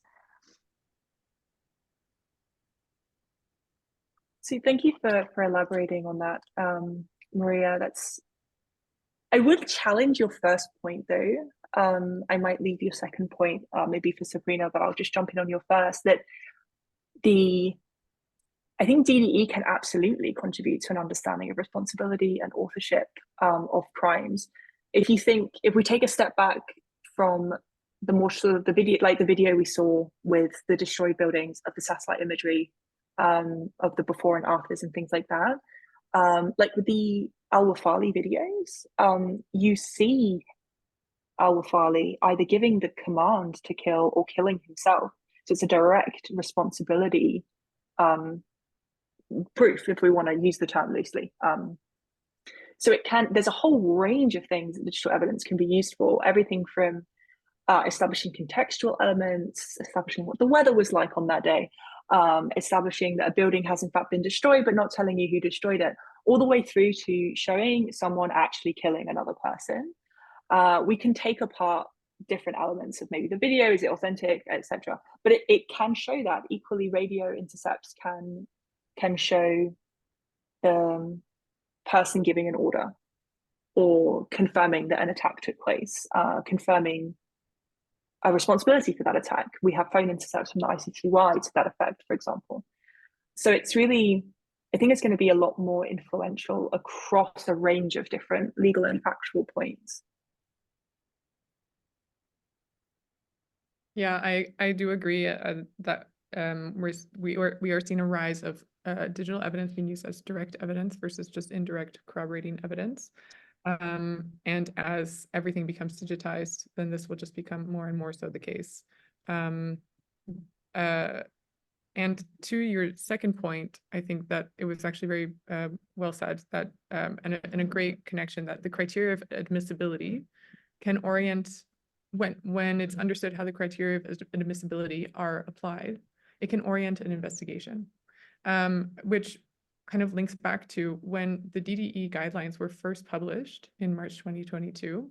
One of the first mechanisms that we heard from was the IIIM, stating, hey, these are great. Thank you so much for developing them for us. And we had not had investigators in mind. We had legal practitioners in mind as the intended audience. And so it was a surprising byproduct that it was actually investigators who were finding that understanding how the criteria of admissibility were put into place in prior decisions could assist with an understanding of exactly how to orient an investigation, just as you said. And for that same reason, the more of an absence of discussion of those admissibility criteria and exactly how they're being determined, which we're finding as an outcome of the submission model, is precisely for that reason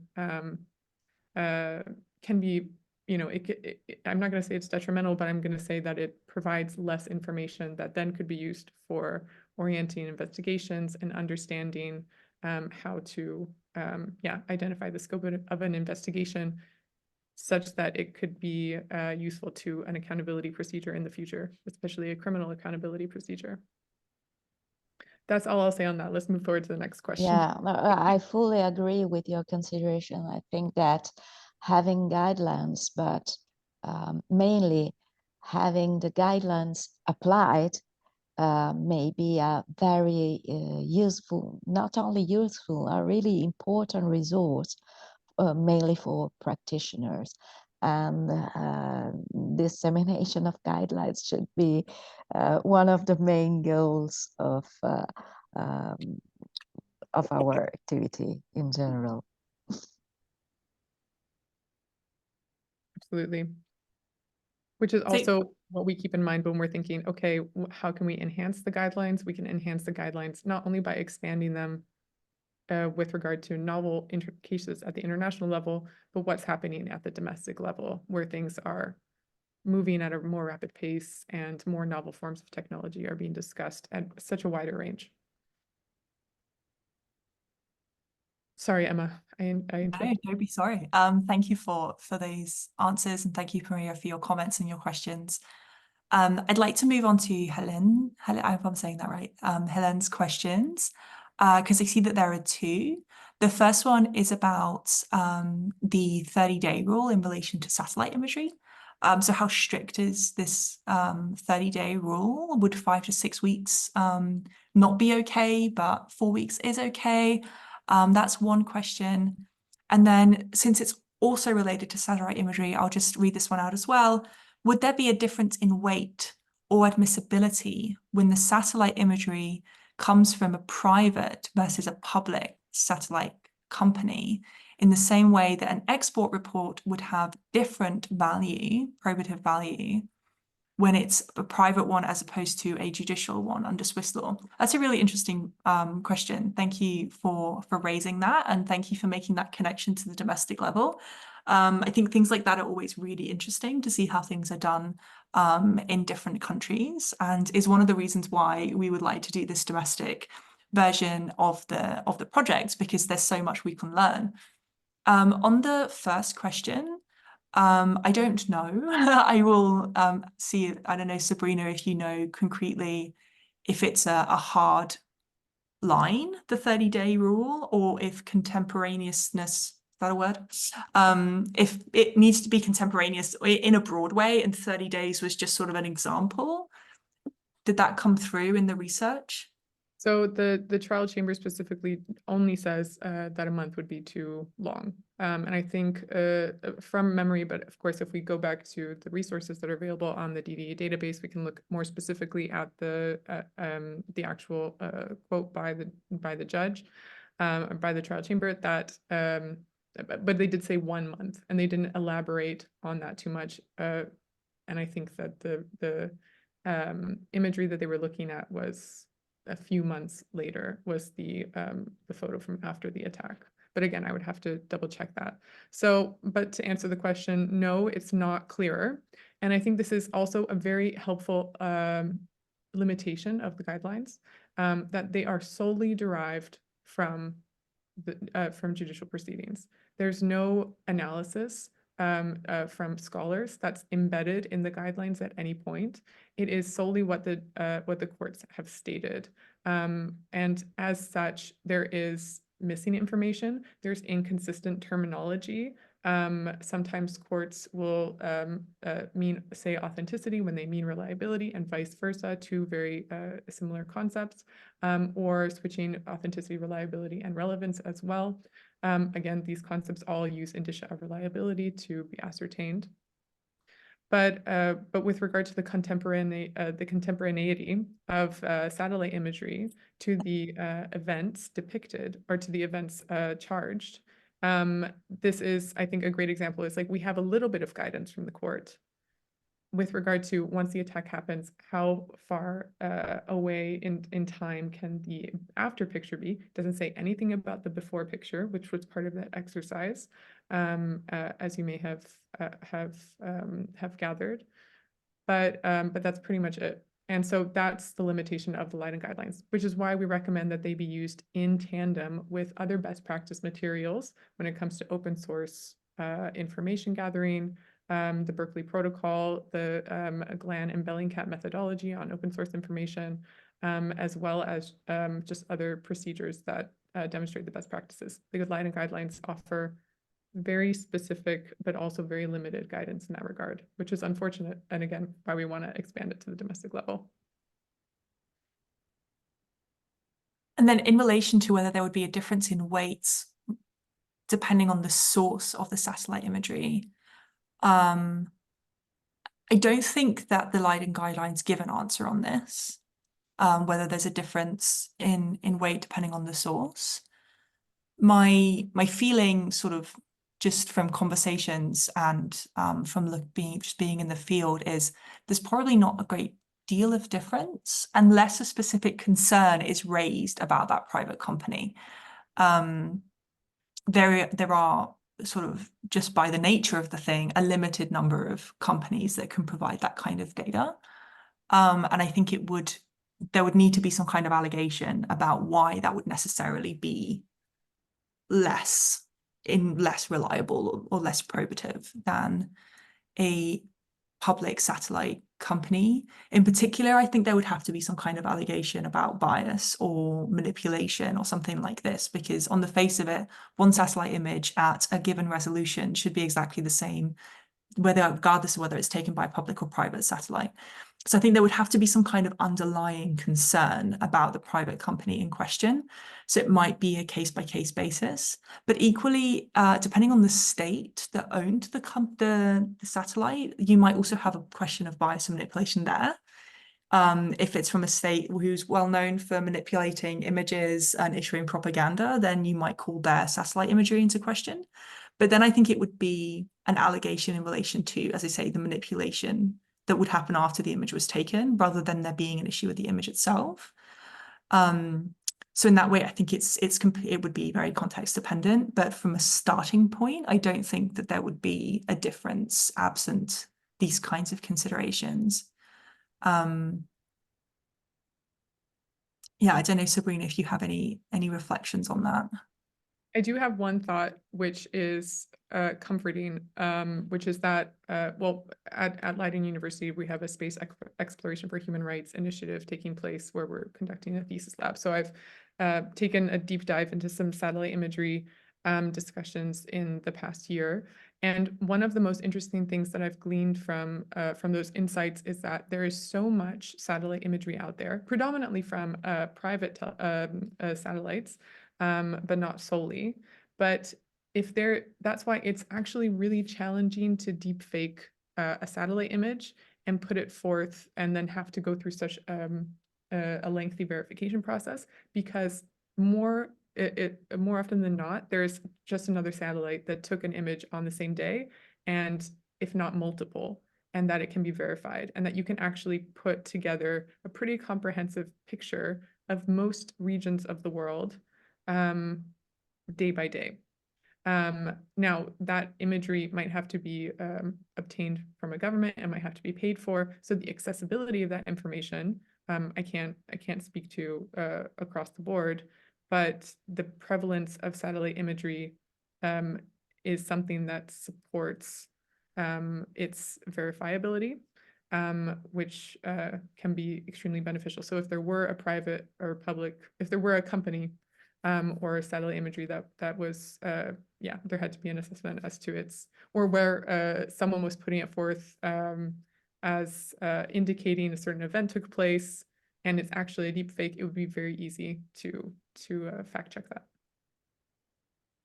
That is indeed very comforting, Sabrina. Thank you for sharing that. So that brings us to the end of the questions that we have in the chat. Using the raise hand function, are there any further questions that anyone would like to raise? Oh, you're very welcome, Helen.